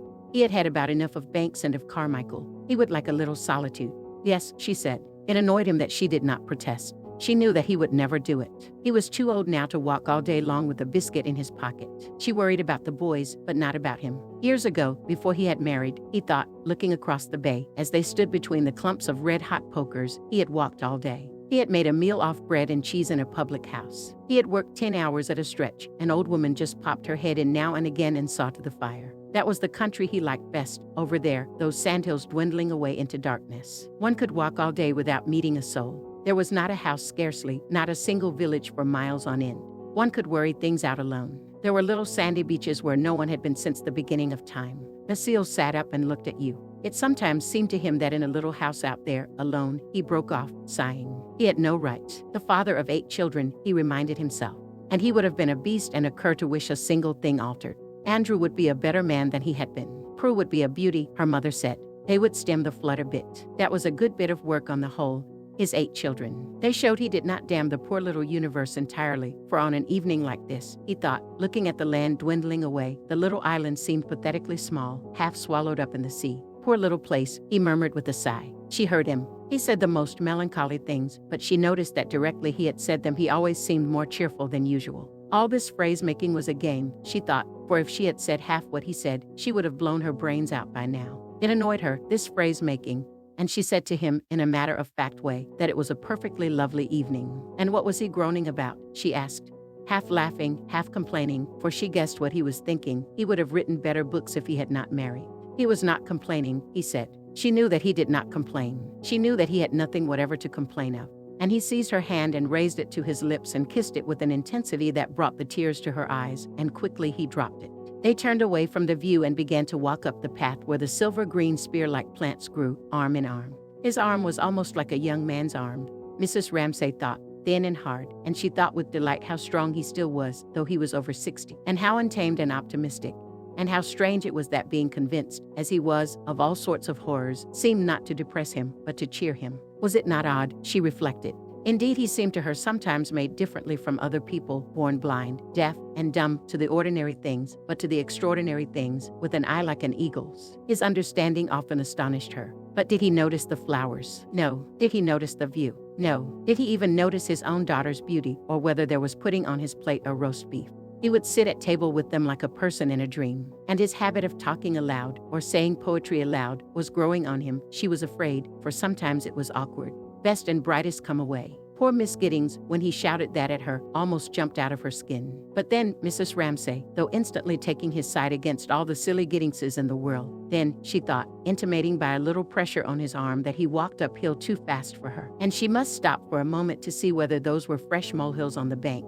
Then, she thought, stooping down to look, a great mind like his must be different in every way from ours. All the great men she had ever known, she thought, deciding that a rabbit must have got in, were like that, and it was good for young men simply to hear him, simply to look at him. But without shooting rabbits, how was one to keep them down? She wondered. It might be a rabbit, it might be a mole. Some creature anyhow was ruining her evening primroses. And looking up, she saw above the thin trees the first pulse of the full throbbing star, and wanted to make her husband look at it, for the sight gave her such keen pleasure. But she stopped herself. He never looked at things. If he did, all he would say would be, "Poor little world," with one of his sighs. At that moment, he said, "Very fine," to please her, and pretended to admire the flowers. But she knew quite well that he did not admire them, or even realize that they were there. It was only to please her. Ah, but was that not Lily Briscoe strolling along with William Banks? She focused her short-sighted eyes upon the backs of a retreating couple. Yes, indeed it was. Did that not mean that they would marry? Yes, it must. What an admirable idea. They must marry.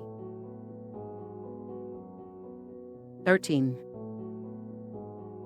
He had been to Amsterdam, Mr. Banks was saying as he strolled across the lawn with Lily Briscoe. He had seen the Rembrandts. He had been to Madrid. Unfortunately, it was Good Friday and the Prado was shut. He had been to Rome. Had Miss Briscoe never been to Rome? Oh, she should. It would be a wonderful experience for her. The Sistine Chapel, Michelangelo, and Padua with its Giottos. His wife had been in bad health for many years, so that their sightseeing had been on a modest scale. She had been to Brussels, she had been to Paris, but only for a flying visit to see an aunt who was ill. She had been to Dresden. There were masses of pictures she had not seen.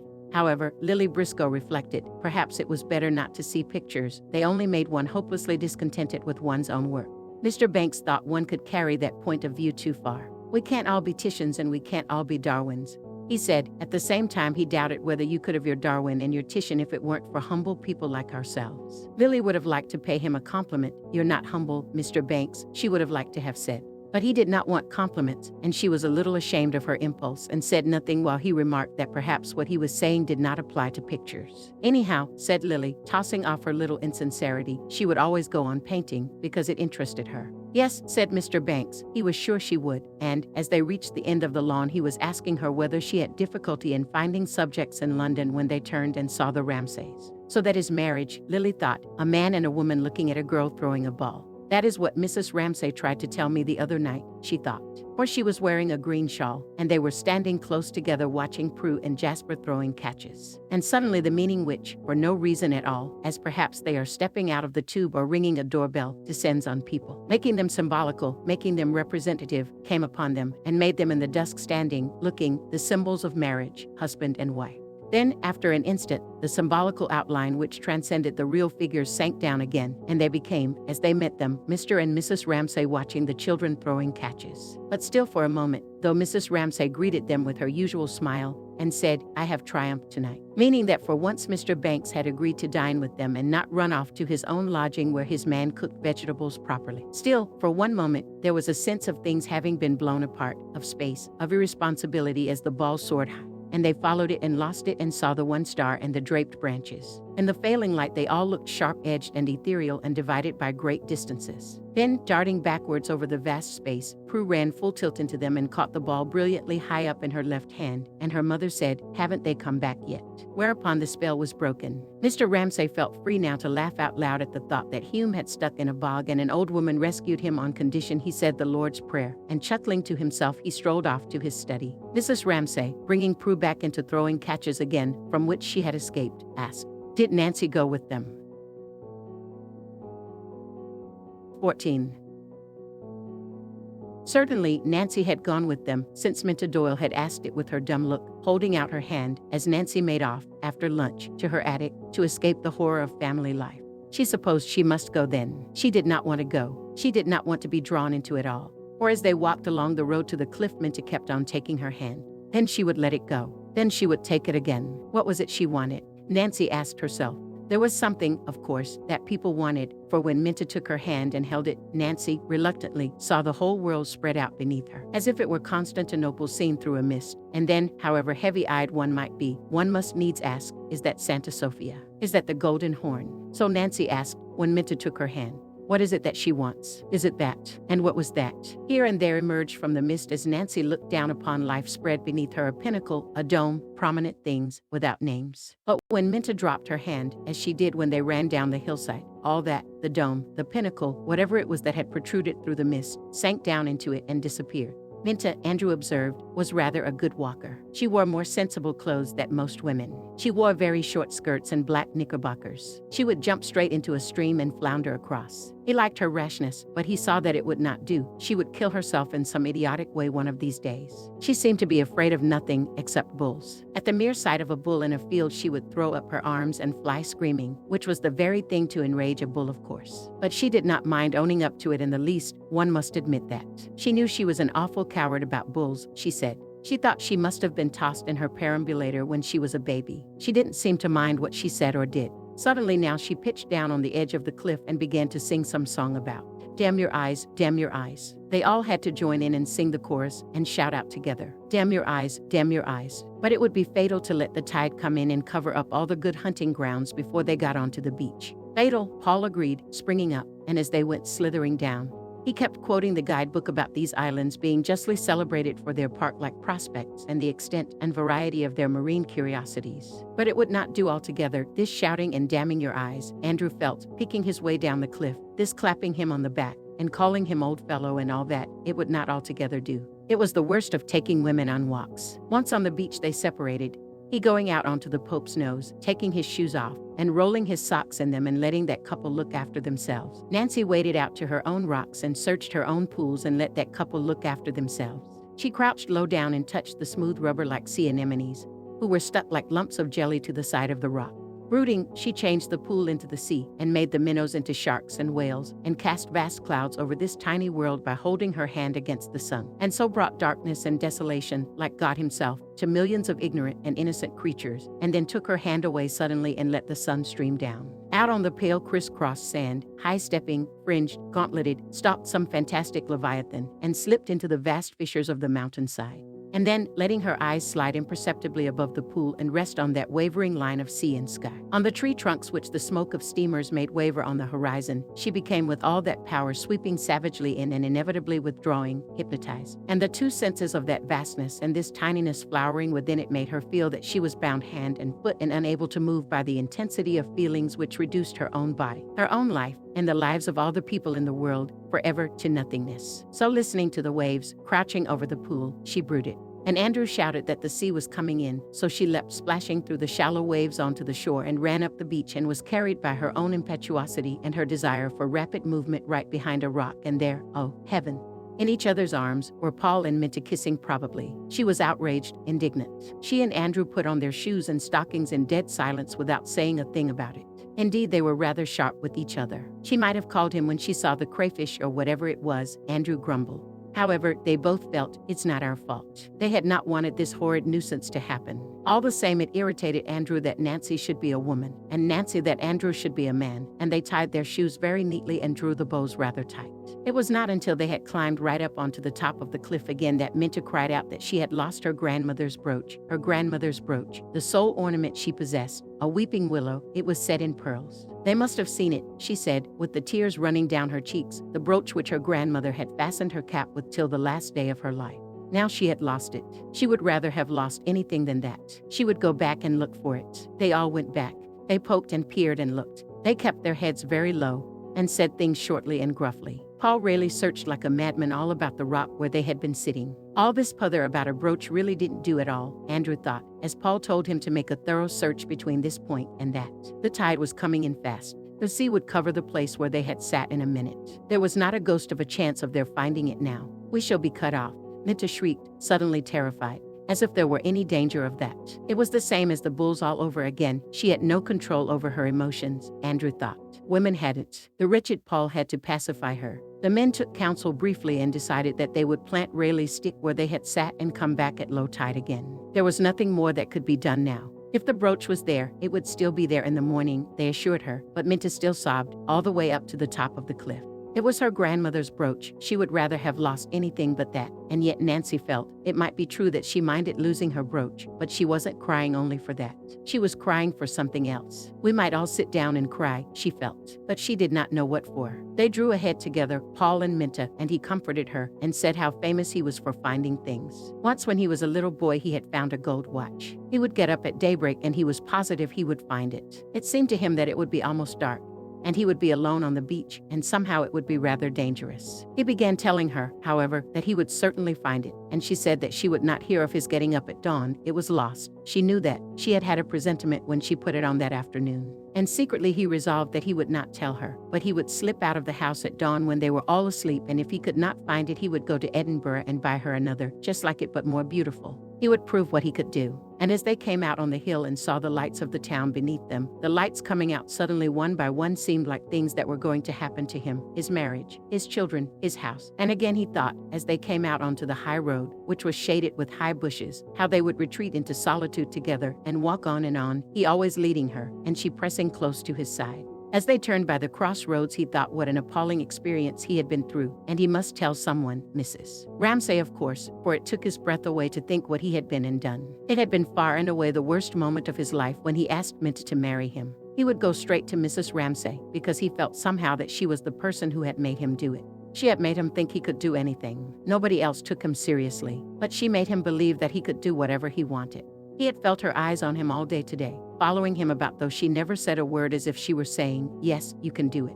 I believe in you. I expect it of you." She had made him feel all that, and directly they got back he looked for the lights of the house above the bay. He would go to her and say, "I've done it, Mrs. Ramsay, thanks to you." And so turning into the lane that led to the house, he could see lights moving about in the upper windows. They must be awfully late then. People were getting ready for dinner. The house was all lit up, and the lights after the darkness made his eyes feel full, and he said to himself, childishly, as he walked up the drive, "Lights, lights, lights," and repeated in a dazed way, "Lights, lights, lights," as they came into the house, staring about him with his face quite stiff.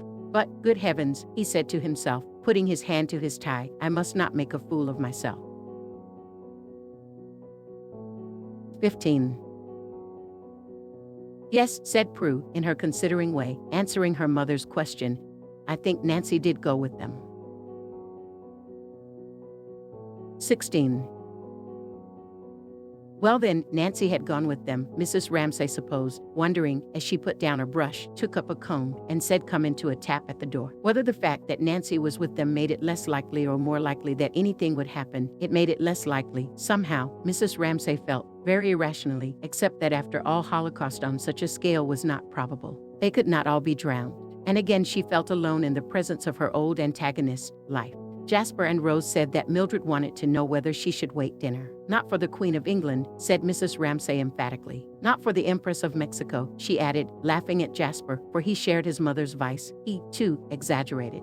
And if Rose liked, she said, while Jasper took the message, she might choose which jewels she was to wear. When there are 15 people sitting down to dinner, one cannot keep things waiting forever. She was now beginning to feel annoyed with them for being so late. It was inconsiderate of them, and it annoyed her on top of her anxiety about them, that they should choose this very night to be out late. When, in fact, she wished the dinner to be particularly nice, since William Banks had at last consented to dine with them, and they were having Mildred's masterpiece, Boeufn dog. Everything depended upon things being served up to the precise moment they were ready. The beef, the bay leaf, and the wine all must be done to a turn. To keep it waiting was out of the question. Yet of course tonight, of all nights, out they went, and they came in late, and things had to be sent out. Things had to be kept hot. The Boeufn daub would be entirely spoiled. Jasper offered her an opal necklace, Rose a gold necklace, which looked best against her black dress. Which did indeed, said Mrs. Ramsay absent-mindedly, looking at her neck and shoulders in the glass. And then, while the children rummaged among her things, she looked out of the window at a sight which always amused her, the rooks trying to decide which tree to settle on.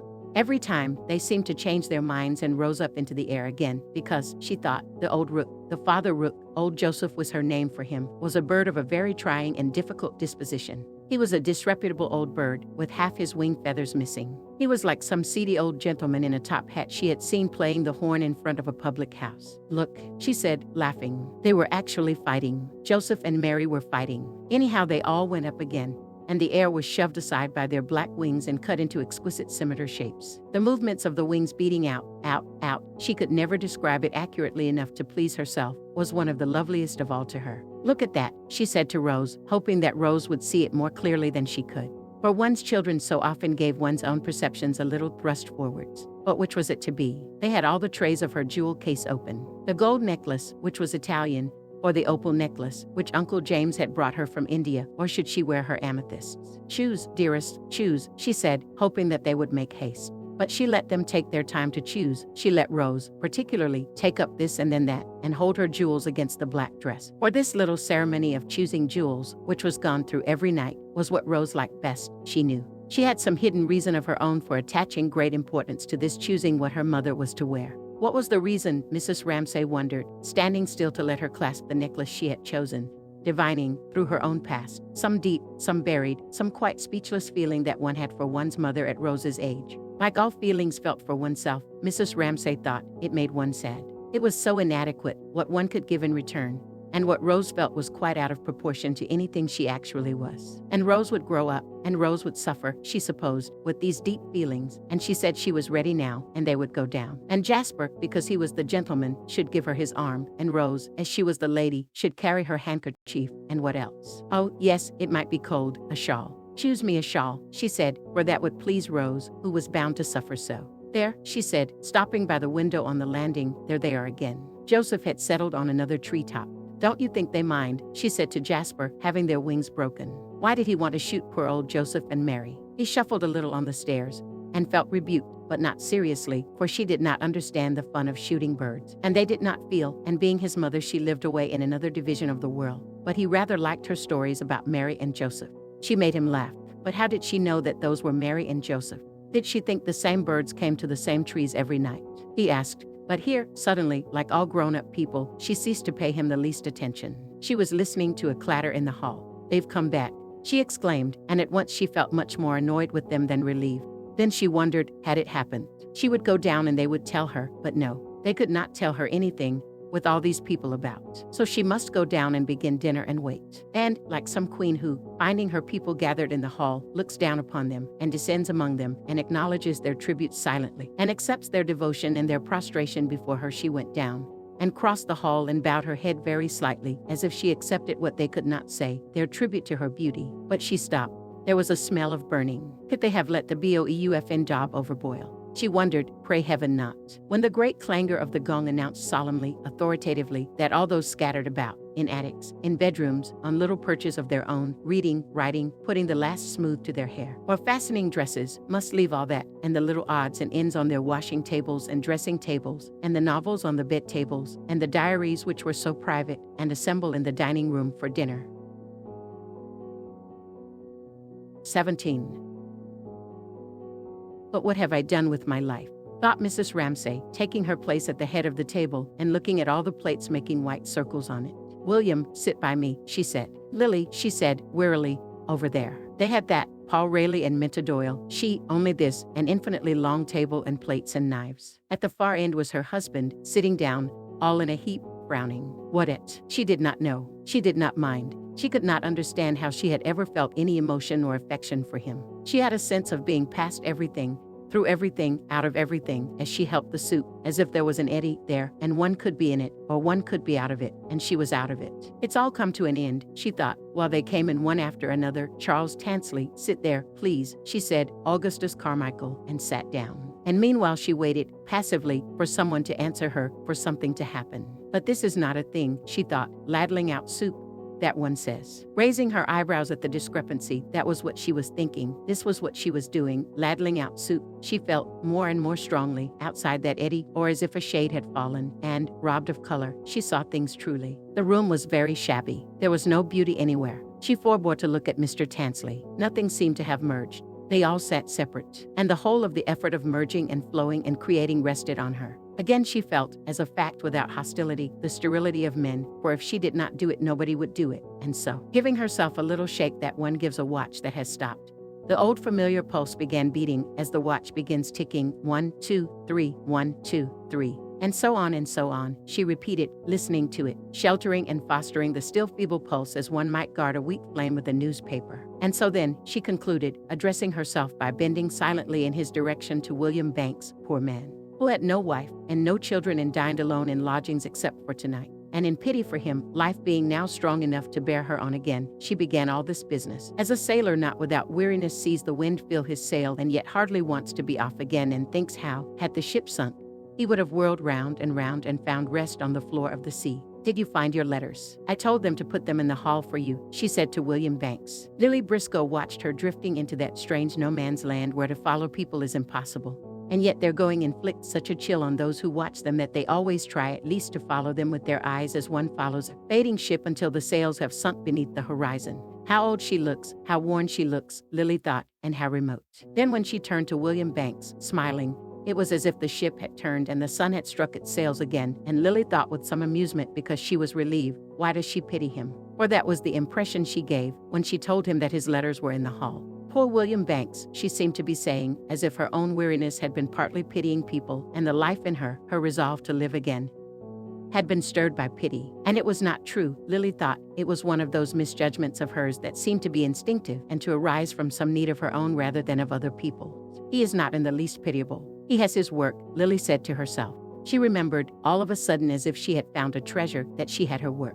In a flash she saw her picture and thought, yes, I shall put the tree further in the middle, then I shall avoid that awkward space. That's what I shall do. That's what has been puzzling me. She took up the salt cellar and put it down again on a flower pattern in the tablecloth, so as to remind herself to move the tree. It's odd that one scarcely gets anything worth having by post, yet one always wants one's letters, said Mr. Banks. What damned rot they talk, thought Charles Tansley, laying down his spoon precisely in the middle of his plate, which he had swept clean, as if, Lily thought, he were determined to make sure of his meals. Everything about him had that meager fixity, that bare unloveliness. But nevertheless, the fact remained, it was impossible to dislike anyone if one looked at them. She liked his eyes, they were blue, deep-set, frightening. Do you write many letters, Mr. Tansley? Asked Mrs. Ramsay.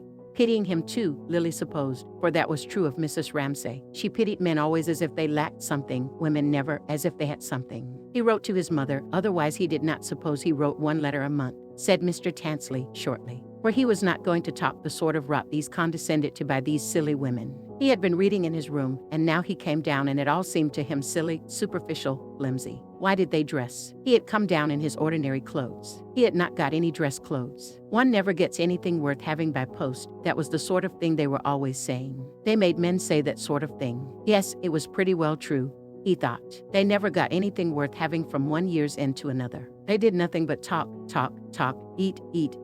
It was the women's fault. Women made civilization impossible with all their charm, all their silliness. No going to the lighthouse tomorrow, Mrs. Ramsay, he said, asserting himself.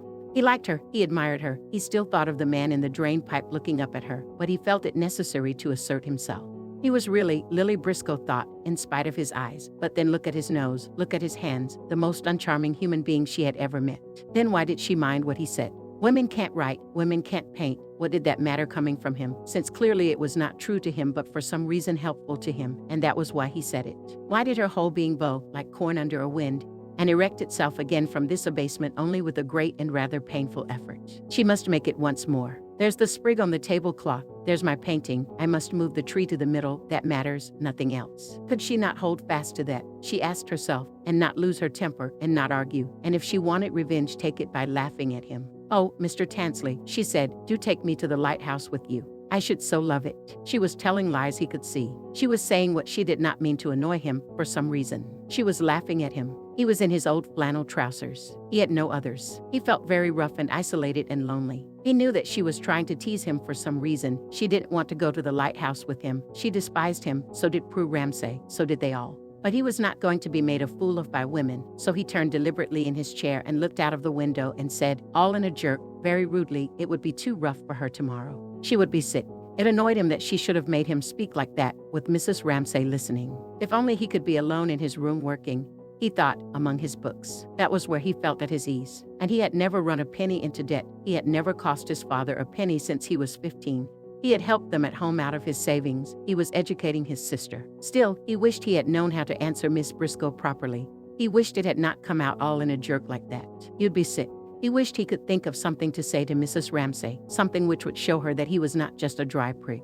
That was what they all thought him. He turned to her. But Mrs. Ramsay was talking about people he had never heard of to William Banks. "Yes, take it away," she said briefly, interrupting what she was saying to William Banks to speak to the maid. "It must have been 15, no, 20 years ago that I last saw her," she was saying, turning back to him again as if she could not lose a moment of their talk, for she was absorbed by what they were saying. So he had actually heard from her this evening. And was Carrie still living at Marlow, and was everything still the same? Oh, she could remember it as if it were yesterday, on the river, feeling it as if it were yesterday, going on the river, feeling very cold.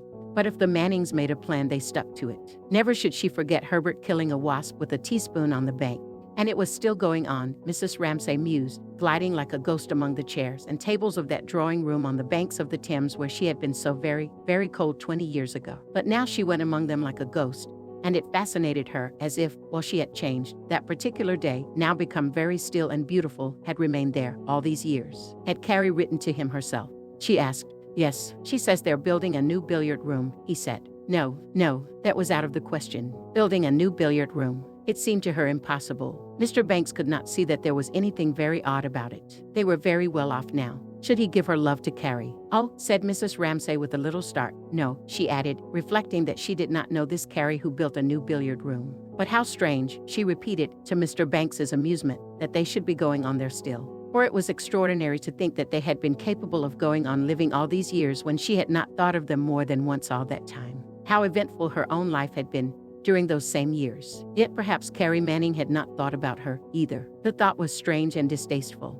"People soon drift apart," said Mr. Banks, feeling, however, some satisfaction when he thought that after all he knew both the Mannings and the Ramsays. He had not drifted apart, he thought, laying down his spoon and wiping his clean-shaven lips punctiliously. But perhaps he was rather unusual. He thought, in this, he never let himself get into a groove. He had friends in all circles. Mrs. Ramsay had to break off here to tell the maid something about keeping food hot. That was why he preferred dining alone. All those interruptions annoyed him. Well, thought William Banks, preserving a demeanor of exquisite courtesy, and merely spreading the fingers of his left hand on the tablecloth as a mechanic examines a tool beautifully polished and ready for use in an interval of leisure. Such are the sacrifices one's friends ask of one. It would have hurt her if he had refused to come, but it was not worth it for him. Looking at his hand, he thought that if he had been alone, dinner would have been almost over now. He would have been free to work. Yes, he thought, it is a terrible waste of time. The children were dropping in still. "I wish one of you would run up to Roger's room," Mrs. Ramsay was saying. "How trifling it all is, how boring it all is," he thought, compared with the other thing, work. Here he sat drumming his fingers on the tablecloth when he might have been. He took a flashing bird's eye view of his work. What a waste of time it all was, to be sure. Yet, he thought, she is one of my oldest friends. I am by way of being devoted to her. Yet now, at this moment, her presence meant absolutely nothing to him. Her beauty meant nothing to him. Her sitting with her little boy at the window, nothing. He wished only to be alone and to take up that book. He felt uncomfortable, he felt treacherous, that he could sit by her side and feel nothing for her. The truth was that he did not enjoy family life. It was in this sort of state that one asked oneself, what does one live for? Why, one asked oneself, does one take all these pains for the human race to go on? Is it so very desirable? Are we attractive as a species? Not so very, he thought, looking at those rather untidy boys. His favorite, Cam, was in bed, he supposed. Foolish questions, vain questions, questions one never asked if one was occupied. Is human life this? Is human life that? One never had time to think about it. But here he was asking himself that sort of question, because Mrs. Ramsay was giving orders to servants, and also because it had struck him. Thinking how surprised Mrs. Ramsay was that Carrie Manning should still exist, that friendships, even the best of them, are frail things. One drifts apart. He reproached himself again. He was sitting beside Mrs. Ramsay and he had nothing in the world to say to her. "I'm so sorry," said Mrs. Ramsay, turning to him at last. He felt rigid and barren, like a pair of boots that have been soaked and gone dry so that you can hardly force your feet into them. Yet he must force his feet into them. He must make himself talk.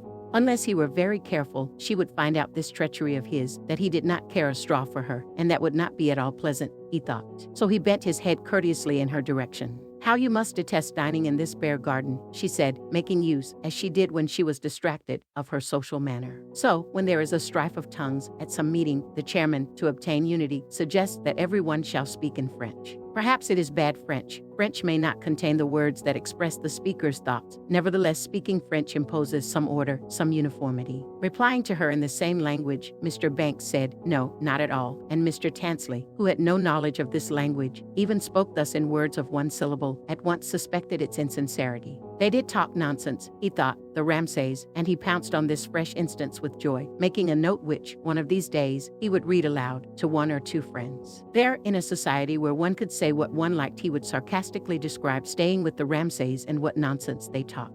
It was worthwhile doing it once, he would say, but not again. The women bored one so, he would say. Of course, Ramsay had dished himself by marrying a beautiful woman and having 8 children. It would shape itself something like that. But now, at this moment, sitting stuck there with an empty seat beside him, nothing had shaped itself at all. It was all in scraps and fragments. He felt extremely, even physically, uncomfortable. He wanted somebody to give him a chance of asserting himself. He wanted it so urgently that he fidgeted in his chair, looked at this person, then at that person, tried to break into their talk, opened his mouth and shut it again. They were talking about the fishing industry. Why did no one ask him his opinion? What did they know about the fishing industry? Lily Briscoe knew all that. Sitting opposite him, could she not see, as in an X-ray photograph, the ribs and thigh bones of the young man's desire to impress himself? Lying dark in the midst of his flesh, that thin mist which convention had laid over his burning desire to break into the conversation. But, she thought, screwing up her Chinese eyes and remembering how he sneered at women, can't paint, can't write, why should I help him to relieve himself? There is a code of behavior, she knew, whose 7th article says that on occasions of this sort it behoves the woman, whatever her own occupation might be, to go to the help of the young man opposite so that he may expose and relieve the thigh bones, the ribs of his vanity, of his urgent desire to assert himself, as indeed it is their duty, she reflected, in her old maidenly fairness, to help us, suppose the tube were to burst into flames. Then, she thought, I should certainly expect Mr. Tansley to get me out.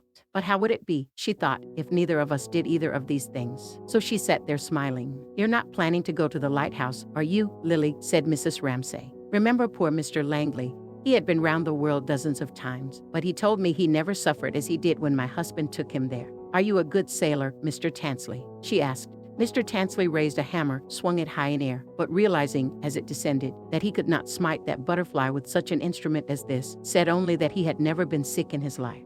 But in that one sentence lay compact, like gunpowder, that his grandfather was a fisherman, his father a chemist, that he had worked his way up entirely himself, that he was proud of it, that he was Charles Tansley, a fact that nobody there seemed to realize. But one of these days every single person would know it.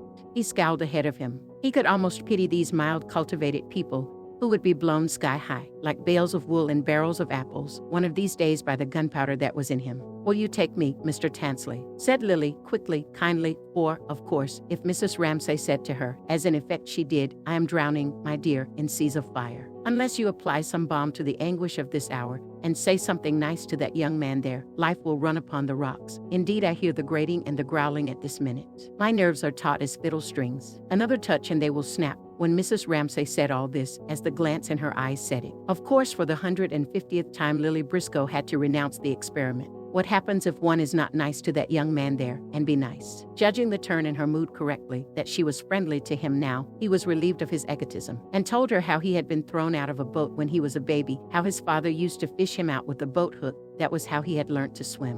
One of his uncles kept the light on some rock or other off the Scottish coast, he said. He had been there with him in a storm. This was said loudly in a pause. They had to listen to him when he said that he had been with his uncle in a lighthouse in a storm. Ah, thought Lily Briscoe, as the conversation took this auspicious turn, and she felt Mrs. Ramsay's gratitude. Ah, she thought, but what haven't I paid to get it for you? She had not been sincere. She had done the usual trick, been nice. She would never know him. He would never know her. Human relations were all like that, she thought.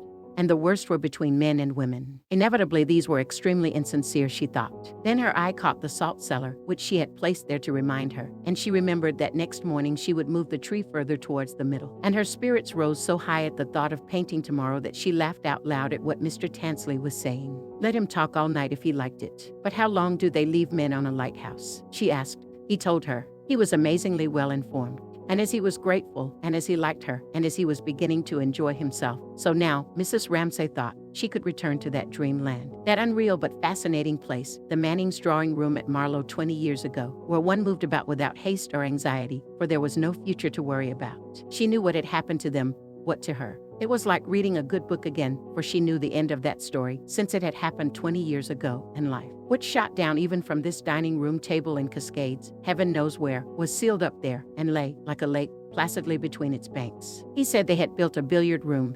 Was it possible? Would William go on talking about the Mannings? She wanted him to. But no, for some reason he was no longer in the mood. She tried. He did not respond. She could not force him. She was disappointed. The children are disgraceful, she said, sighing. He said something about punctuality being one of the minor virtues which we do not acquire until later in life.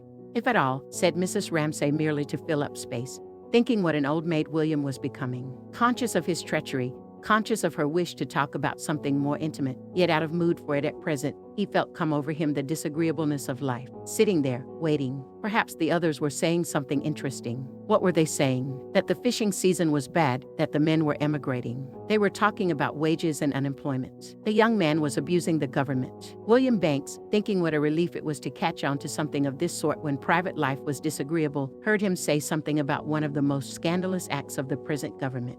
Lily was listening, Mrs. Ramsay was listening, they were all listening. But already bored, Lily felt that something was lacking. Mr. Banks felt that something was lacking. Pulling her shawl round her, Mrs. Ramsay felt that something was lacking. All of them bending themselves to listen thought, "Pray heaven that the inside of my mind may not be exposed." For each thought, the others are feeling this. They are outraged and indignant with the government about the fishermen. Whereas, I feel nothing at all. But perhaps, thought Mr. Banks, as he looked at Mr. Tansley, here is the man. One was always waiting for the man. There was always a chance. At any moment the leader might arise, the man of genius, in politics as in anything else. Probably he will be extremely disagreeable to us old fogies, thought Mr. Banks, doing his best to make allowances, for he knew by some curious physical sensation, as of nerves erect in his spine, that he was jealous. For himself partly more probably for his work, for his point of view, for his science, and therefore he was not entirely open-minded or altogether fair, for Mr. Tansley seemed to be saying, "You have wasted your lives. You are all of you wrong. Poor old fogies, you're hopelessly behind the times." He seemed to be rather cocksure, this young man, and his manners were bad.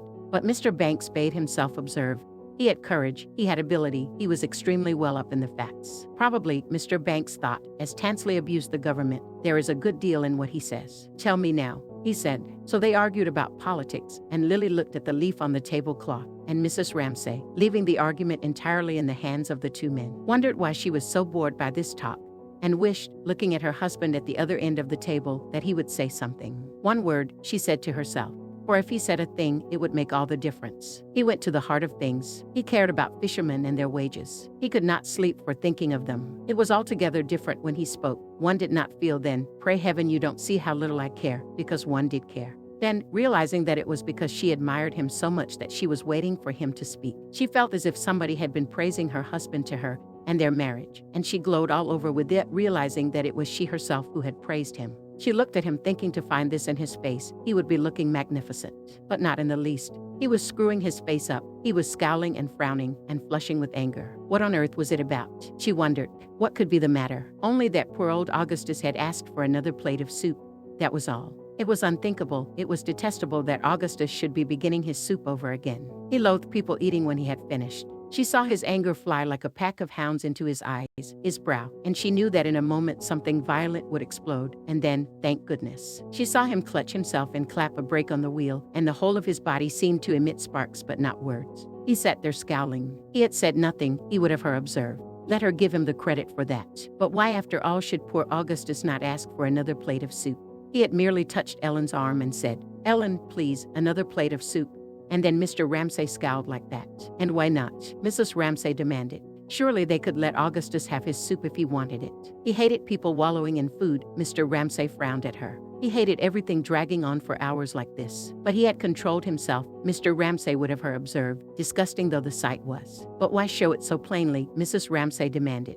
Everybody could see, Mrs. Ramsay thought. There was Rose gazing at her father, there was Roger gazing at his father. Both would be off in spasms of laughter in another second, she knew, and so she said promptly, "Light the candles," and they jumped up instantly and went and fumbled at the sideboard. Why could he never conceal his feelings? Mrs. Ramsay wondered, and she wondered if Augustus Carmichael had noticed. Perhaps he had not. She could not help respecting the composure with which he sat there, drinking his soup. If he wanted soup, he asked for soup. Whether people laughed at him or were angry with him, he was the same. He did not like her, she knew that, but partly for that very reason she respected him, and looking at him, drinking soup, very large and calm in the failing light, and monumental and contemplative. She wondered what he did feel then, and why he was always content and dignified, and she thought how devoted he was to Andrew, and would call him into his room, and Andrew said, "Show him things." And there he would lie all day long on the lawn, brooding presumably over his poetry, till he reminded one of a cat watching birds. And then he clapped his paws together when he had found the word. And her husband said, "Poor old Augustus, he's a true poet," which was high praise from her husband. Now 8 candles were stood down the table, and after the first stoop the flames stood upright and drew with them into visibility the long table entire, and in the middle a yellow and purple dish of fruit. What had she done with it, Mrs. Ramsay wondered, for Rose's arrangement of the grapes and pears, of the horny pink-lined shell, of the bananas, made her think of a trophy fetched from the bottom of the sea, of Neptune's banquet, of the bunch that hangs with vine leaves over the shoulder of Bacchus, among the leopard skins and the torches lolloping red and gold. Thus brought up suddenly into the light, it seemed possessed of great size and depth, was like a world in which one could take one staff and climb hills, she thought, and go down into valleys. And to her pleasure she saw that Augustus too feasted his eyes on the same plate of fruit, plunged in, broke off a bloom there, a tassel here, and returned, after feasting, to his hive. That was his way of looking, different from hers. But looking together united them. Now all the candles were lit up, and the faces on both sides of the table were brought nearer by the candlelight, and composed, as they had not been in the twilight, into a party round a table, for the night was now shut off by panes of glass, which, far from giving any accurate view of the outside world, rippled it so strangely that here, inside the room, seemed to be order and dry land, there, outside, a reflection in which things waved and vanished, waterily. Some change at once went through them all, as if this had really happened, and they were all conscious of making a party together in a hollow, on an island, had their common cause against that fluidity out there. Mrs. Ramsay, who had been uneasy, waiting for Paul and Minta to come in, and unable, she felt, to settle to things, now felt her uneasiness change to expectation. For now they must come, and Lily Briscoe, trying to analyze the cause of the sudden exhilaration, compared it with that moment on the tennis lawn, when solidity suddenly vanished, and such vast spaces lay between them, and now the same effect was got by the many candles in the sparely furnished room, and the uncurtained windows, and the bright mask-like look of faces seen by candlelight. Some weight was taken off them, anything might happen, she felt. They must come now, Mrs. Ramsay thought, looking at the door, and at that instant, Minta Doyle, Paul Rayleigh, and a maid carrying a great dish in her hands came in together. They were awfully late, they were horribly late, Minta said, as they found their way to different ends of the table. "I lost my brooch, my grandmother's brooch," said Minta with a sound of lamentation in her voice, and a suffusion in her large brown eyes, looking down, looking up, as she sat by Mr. Ramsay, which roused his chivalry so that he bantered her. How could she be such a goose, he asked, as to scramble about the rocks and jewels? She was by way of being terrified of him. He was so fearfully clever, and the first night when she had sat by him, and he talked about George Eliot, she had been really frightened, for she had left the 3rd volume of Middlemarch in the train, and she never knew what happened in the end. But afterwards she got on perfectly, and made herself out even more ignorant than she was, because he liked telling her she was a fool. And so tonight, directly he laughed at her, she was not frightened. Besides, she knew, directly she came into the room, that the miracle had happened. She wore her golden haze. Sometimes she had it, sometimes not. She never knew why it came or why it went, or if she had it until she came into the room, and then she knew instantly by the way some man looked at her. Yes, tonight she had it, tremendously. She knew that by the way Mr. Ramsay told her not to be a fool. She sat beside him, smiling. It must have happened then, thought Mrs. Ramsay, they are engaged. And for a moment she felt what she had never expected to feel again, jealousy. For he, her husband, felt it too, Minta's glow. He liked these girls, these golden reddish girls, with something flying. Something a little wild and harum-scarum about them, who didn't scrape their hair off, weren't, as he said about poor Lily Briscoe, skimpy. There was some quality which she herself had not, some luster, some richness, which attracted him, amused him, led him to make favorites of girls like Minta. They might cut his hair from him, plait him watch chains, or interrupt him at his work, hailing him, "Come along, Mr. Ramsay, it's our turn to beat them now," and out he came to play tennis. But indeed she was not jealous, only, now and then, when she made herself look in her glass, a little resentful that she had grown old, perhaps, by her own fault. She was grateful to them for laughing at him. Till he seemed a young man, a man very attractive to women, not burdened, not weighed down with the greatness of his labors and the sorrows of the world and his fame or his failure. But again, as she had first known him, gaunt but gallant, helping her out of a boat, she remembered, with delightful ways like that. For herself, "Put it down there," she said, helping the Swiss girl to place gently before her the huge brown pot in which was the BOEUFN doll. For her own part, she liked her boobies. Paul must sit by her. She had kept a place for him. Really, she sometimes thought she liked the boobies best. They did not bother one with their dissertations. How much they missed, after all, these very clever men. How dried up they did become, to be sure. There was something, she thought as he sat down, very charming about Paul. His manners were delightful to her, and his sharp-cut nose and his bright blue eyes. He was so considerate. Would he tell her, now that they were all talking again, what had happened? We went back to look for Minta's brooch, he said, sitting down by her. That was enough. She knew from the effort, the rise in his voice to surmount a difficult word, that it was the first time he had said we. We did this, we did that. They'll say that all their lives, she thought. And an exquisite scent of olives and oil and juice rose from the great brown dish as Mark, with a little flourish, took the cover off. The cook had spent 3 days over that dish, and she must take great care, Mrs. Ramsay thought, diving into the soft mass, to choose a specially tender piece for William Banks. And she peered into the dish, with its shiny walls and its confusion of savory brown and yellow meats and its bay leaves and its wine, and thought, this will celebrate the occasion, a curious sense rising in her, at once freakish and tender, of celebrating a festival, as if two emotions were called up in her. One profound, for what could be more serious than the love of man for woman, what more commanding, more impressive, bearing in its bosom the seeds of death. At the same time, these lovers, these people entering into illusion glittering-eyed, must be danced round with mockery, decorated with garlands. It is a triumph, said Mr. Banks, laying his knife down for a moment. He had eaten attentively. It was rich, it was tender, it was perfectly cooked. How did she manage these things in the depths of the country? He asked her. She was a wonderful woman. All his love, all his reverence, had returned, and she knew it. It is a French recipe of my grandmother's, said Mrs. Ramsay, speaking with a ring of great pleasure in her voice. Of course it was French. What passes for cookery in England is an abomination. It is putting cabbages in water. It is roasting meat till it is like leather. It is cutting off the delicious skins of vegetables, in which, said Mr. Banks, all the virtue of the vegetable is contained. And the waste, said Mrs. Ramsay. A whole French family could live on what an English cook throws away. Spurred on by her sense that William's affection had come back to her, and that everything was all right again, and that her suspense was over, and that now she was free both to triumph and to mock. She laughed, she gesticulated, till Lily thought, how childlike, how absurd she was, sitting up there with all her beauty opened again in her, talking about the skins of vegetables. There was something frightening about her. She was irresistible. Always she got her own way in the end, Lily thought. Now she had brought this off. Paul and Minta, one might suppose, were engaged. Mr. Banks was dining here. She put a spell on them all by wishing, so simply, so directly, and Lily contrasted that abundance with her own poverty of spirit, and supposed that it was partly that belief in this strange, this terrifying thing, which made Paul Rayleigh, sitting at her side, all of a tremor, yet abstract, absorbed, silent.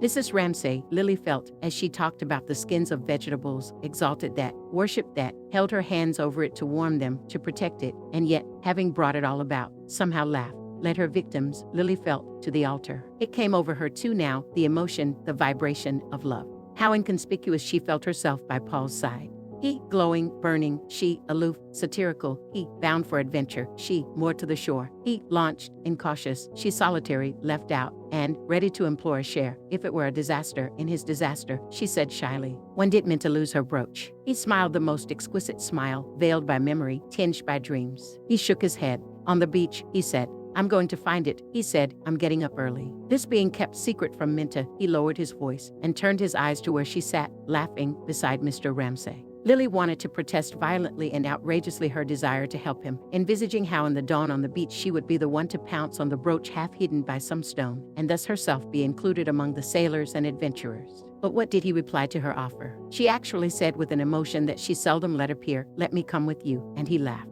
He meant yes or no, either perhaps. But it was not his meaning, it was the odd chuckle he gave, as if he had said, "Throw yourself over the cliff if you like, I don't care." He turned on her cheek the heat of love, its horror, its cruelty, its unscrupulosity. It scorched her, and Lily, looking at Minta, being charming to Mr. Ramsay at the other end of the table, blenched for her exposed to these fangs, and was thankful. For at any rate, she said to herself, catching sight of the salt cellar on the pattern, she need not marry, thank heaven, she need not undergo that degradation.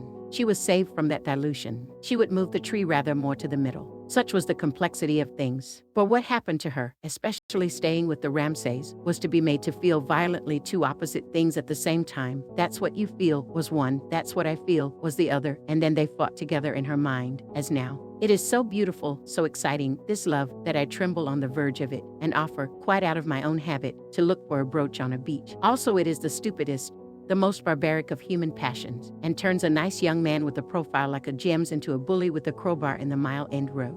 Yet, she said to herself, from the dawn of time odes have been sung to love, wreaths heaped and roses. And if you ask 9 people out of 10, they would say they wanted nothing but this, love, while the women, judging from her own experience, would all the time be feeling, this is not what we want. There is nothing more tedious, puerile, and inhumane than this, yet it is also beautiful and necessary. Well then, she asked, somehow expecting the others to go on with the argument, as if in an argument like this one threw one's own little bolt which fell short obviously, and left the others to carry it on. So she listened again to what they were saying in case they should throw any light upon the question of love.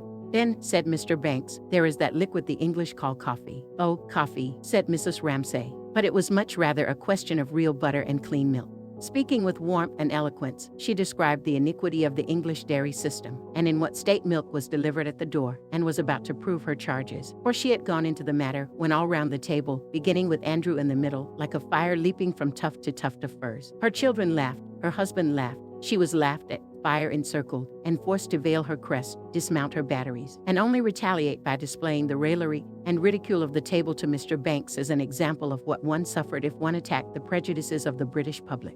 Purposely, however, for she had it on her mind that Lily, who had helped her with Mr. Tansley, was out of things, she exempted her from the rest, said Lily anyhow agrees with me, and so drew her in, a little fluttered, a little startled. They were both out of things, Mrs. Ramsay had been thinking, both Lily and Charles Tansley. Both suffered from the glow of the other two. He, it was clear, felt himself utterly in the cold. No woman would look at him with Paul Rayleigh in the room. Poor fellow. Still, he had his dissertation, the influence of somebody upon something. He could take care of himself. With Lily it was different. She faded under Minta's glow, became more inconspicuous than ever, in her little gray dress with her little puckered face and her little Chinese eyes. Everything about her was so small. Yet, thought Mrs. Ramsay, comparing her with Minta, as she claimed her help of the two, Lily at 40 will be the better. There was in Lily a thread of something, a flare of something, something of her own which Mrs. Ramsay liked very much indeed, but no man would, she feared. Obviously not, unless it were a much older man, like William Banks. But then he cared, well, Mrs. Ramsay sometimes thought that he cared, since his wife's death, perhaps for her. He was not in love, of course. It was one of those unclassified affections of which there are so many. Oh, but nonsense, she thought. William must marry Lily. They have so many things in common. Lily is so fond of flowers. They are both cold and aloof and rather self-sufficing. She must arrange for them to take a long walk together. Foolishly, she had set them opposite each other. That could be remedied tomorrow. If it were fine, they should go for a picnic. Everything seemed possible. Everything seemed right. Just now she had reached security. She hovered like a hawk suspended. Like a flag floated in an element of joy which filled every nerve of her body fully and sweetly, not noisily, solemnly rather, for it arose, she thought, looking at them all eating there, from husband and children and friends, all of which rising in this profound stillness seemed now for no special reason to stay there like a smoke, like a fume rising upwards, holding them safe together. Nothing need be said, nothing could be said. There it was, all round them. It partook, she felt, carefully helping Mr. Banks to a specially tender piece of eternity, as she had already felt about something different once before that afternoon. There is a coherence in things, a stability. Something, she meant, is immune from change, and shines out in the face of the flowing, the fleeting, the spectral, like a ruby, so that again tonight she had the feeling she had had once today, already, of peace, of rest. Of such moments, she thought, the thing is made that endures. Yes, she assured William Banks, there is plenty for everybody.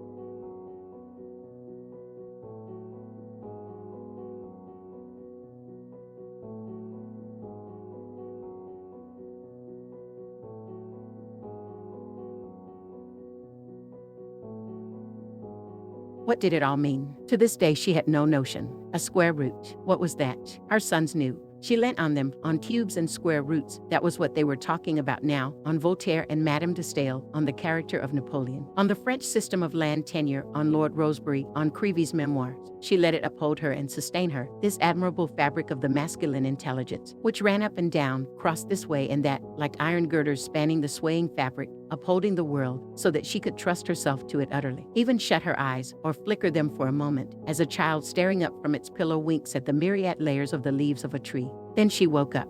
It was still being fabricated. William Banks was praising the Waverley novels. He read one of them every 6 months, he said. And why should that make Charles Tansley angry? He rushed in and denounced the Waverley novels when he knew nothing about it. Nothing about it whatsoever, Mrs. Ramsay thought, observing him rather than listening to what he said. She could see how it was from his manner. He wanted to assert himself, and so it would always be with him till he got his professorship or married his wife, and so need not be always saying, I. For that was what his criticism of poor Sir Walter, or perhaps it was Jane Austen, amounted to. I. He was thinking of himself and the impression he was making, as she could tell by the sound of his voice, and his emphasis and his uneasiness. Success would be good for him. At any rate, they were off again. Now she need not listen. It could not last, she knew, but at the moment her eyes were so clear that they seemed to go round the table unveiling each of these people and their thoughts and their feelings, without effort, like a light stealing under water so that its ripples and the reeds in it and the minnows balancing themselves, and the sudden silent trout are all lit up hanging, trembling. So she saw them, she heard them, but whatever they said had also this quality, as if what they said was like the movement of a trout when, at the same time, one can see the ripple and the gravel, something to the right, something to the left, and the whole is held together, for whereas in active life she would be netting and separating one thing from another, she would be saying she liked the Waverley novels or had not read them, she would be urging herself forward. Now she said nothing. For the moment, she hung suspended. But how long do you think it'll last? Said somebody. It was as if she had antennae trembling out from her, which, intercepting certain sentences, forced them upon her attention. This was one of them. She scented danger for her husband. A question like that would lead, almost certainly, to something being said which reminded him of his own failure. How long would he be read? He would think at once. William Banks laughed and said he attached no importance to changes in fashion. Who could tell what was going to last, in literature or indeed in anything else? Let us enjoy what we do enjoy, he said. His integrity seemed to Mrs. Ramsay quite admirable. He never seemed for a moment to think, but how does this affect me? But then if you had the other temperament, which must have praise, which must have encouragement, naturally you began to be uneasy, to want somebody to say, oh, but your work will last, Mr. Ramsay, or something like that.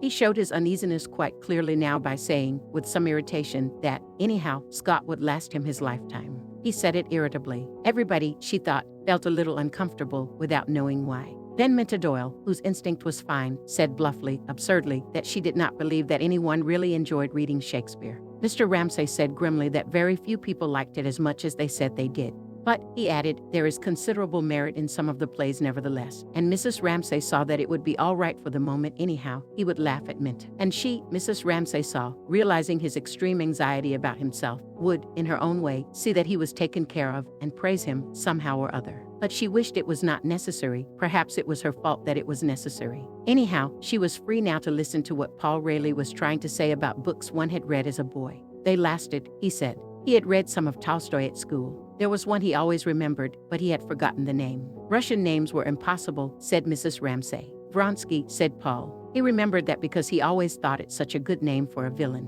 Vronsky, said Mrs. Ramsay. Oh, Anna Karenina, but that did not take them very far. Books were not in their line. No, Charles Tansley would put them both right in a second about books, but it was all so mixed up with, am I saying the right thing? Am I making a good impression? That, after all, one knew more about him than about Tolstoy, whereas what Paul said was about the thing, simply, not himself, nothing else. Like all stupid people, he had a kind of modesty too, a consideration for what you were feeling, which, once in a way at least, she found attractive.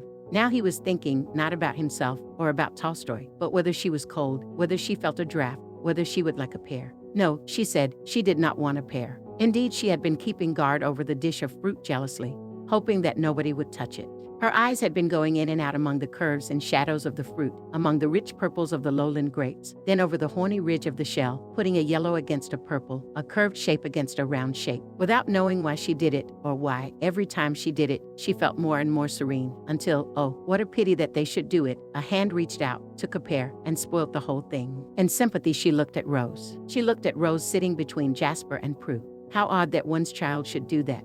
How odd to see them sitting there, in a row, her children, Jasper, Rose, Prue, Andrew, almost silent, but with some joke of their own going on, she guessed, from the twitching at their lips. It was something quite apart from everything else, something they were hoarding up to laugh over in their own room. It was not about their father, she hoped. No, she thought not. What was it, she wondered, sadly rather, for it seemed to her that they would laugh when she was not there. There was all that hoarded behind those rather set, still, mask-like faces, for they did not join in easily. They were like watchers, surveyors, a little raised or set apart from the grown-up people. But when she looked at Prue tonight, she saw that this was not now quite true of her. She was just beginning, just moving, just descending. The faintest light was on her face, as if the glow of Minta opposite, some excitement, some anticipation of happiness was reflected in her, as if the sun of the love of men and women rose over the rim of the tablecloth, and without knowing what it was she bent towards it and greeted it.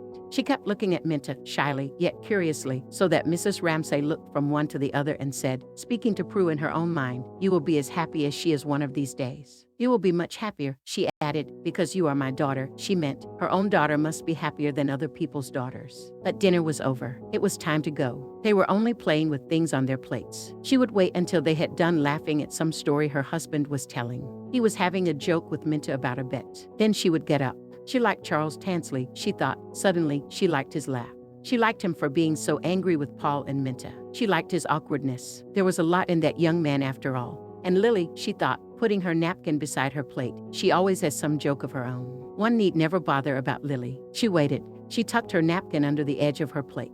Well, were they done now? No, that story had led to another story. Her husband was in great spirits tonight, and wishing, she supposed, to make it all right with old Augustus after that scene about the soup had drawn him in. They were telling stories about someone they had both known at college. She looked at the window in which the candle flames burnt brighter now that the panes were black. And looking at that outside, the voices came to her very strangely, as if they were voices at a service in a cathedral, for she did not listen to the words. The sudden bursts of laughter and then one voice speaking alone reminded her of men and boys crying out the Latin words of a service in some Roman Catholic cathedral. She waited. Her husband spoke.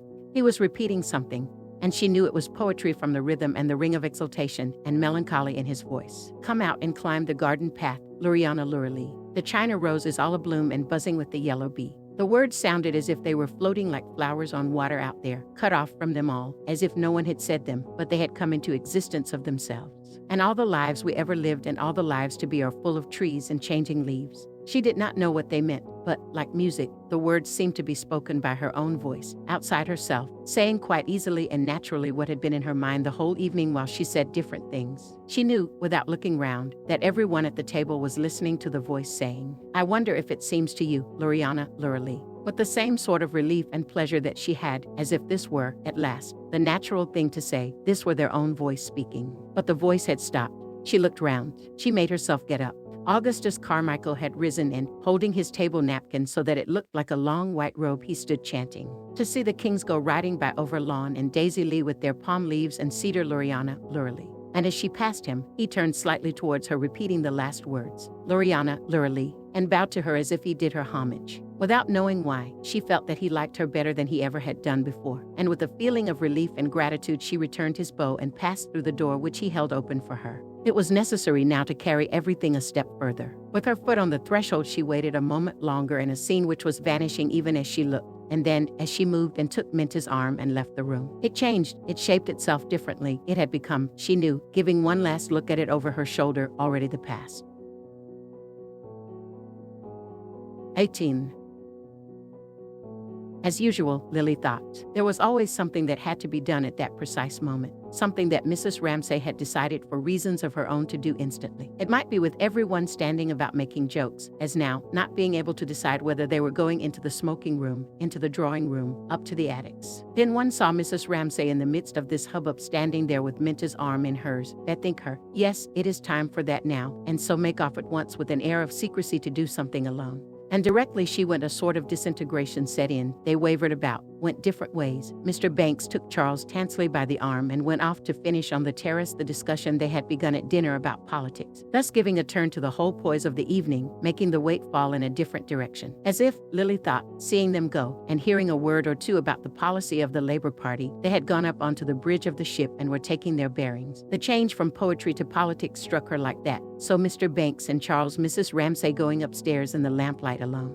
Where, Lily wondered, was she going so quickly? Not that she did in fact run or hurry, she went indeed rather slowly. She felt rather inclined just for a moment to stand still after all that chatter and pick out one particular thing, the thing that mattered, to detach it, separate it off, clean it of all the emotions and odds and ends of things, and so hold it before her, and bring it to the tribunal where, ranged about in conclave, sat the judges she had set up to decide these things. Is it good? Is it bad? Is it right or wrong? Where are we all going to? and so on. So she righted herself after the shock of the event, and quite unconsciously and incongruously used the branches of the elm trees outside to help her to stabilize her position. Her world was changing, they were still. The event had given her a sense of movement. All must be in order. She must get that right and that right, she thought, insensibly approving of the dignity of the tree's stillness, and now again of the superb upward rise of the elm branches as the wind raised them. For it was windy. It was windy so that the leaves now and then brushed open a star, and the stars themselves seemed to be shaking and darting light and trying to flash out between the edges of the leaves.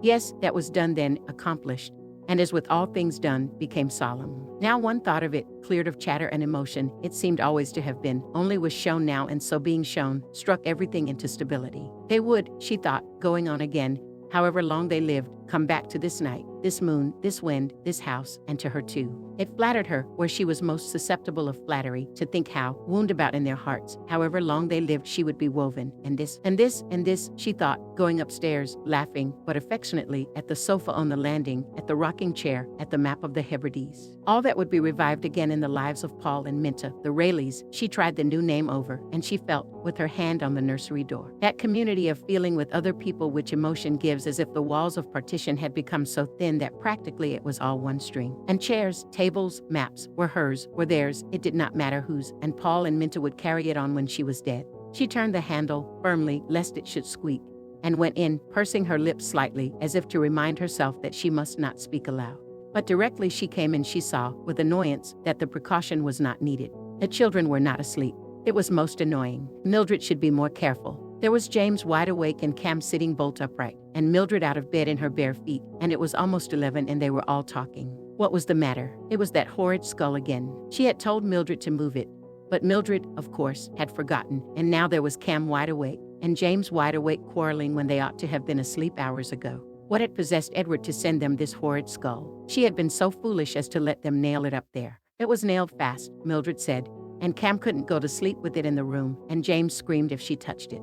Then Cam must go to sleep and dream of lovely palaces, said Mrs. Ramsay, sitting down on the bed by her side. She could see the horns, Cam said, all over the room. It was true. Wherever they put the light there was always a shadow somewhere. But think, Cam, it's only an old pig, said Mrs. Ramsay, a nice black pig like the pigs at the farm. But Cam thought it was a horrid thing, branching at her all over the room. Well then, said Mrs. Ramsay, we will cover it up. And they all watched her go to the chest of drawers, and open the little drawers quickly one after another. And not seeing anything that would do, she quickly took her own shawl off and wound it round the skull, round and round and round. And then she came back to Cam and laid her head almost flat on the pillow beside Cam's and said how lovely it looked now, how the fairies would love it. It was like a bird's nest. It was like a beautiful mountain such as she had seen abroad, with valleys and flowers and bells ringing and birds singing and little goats and antelopes.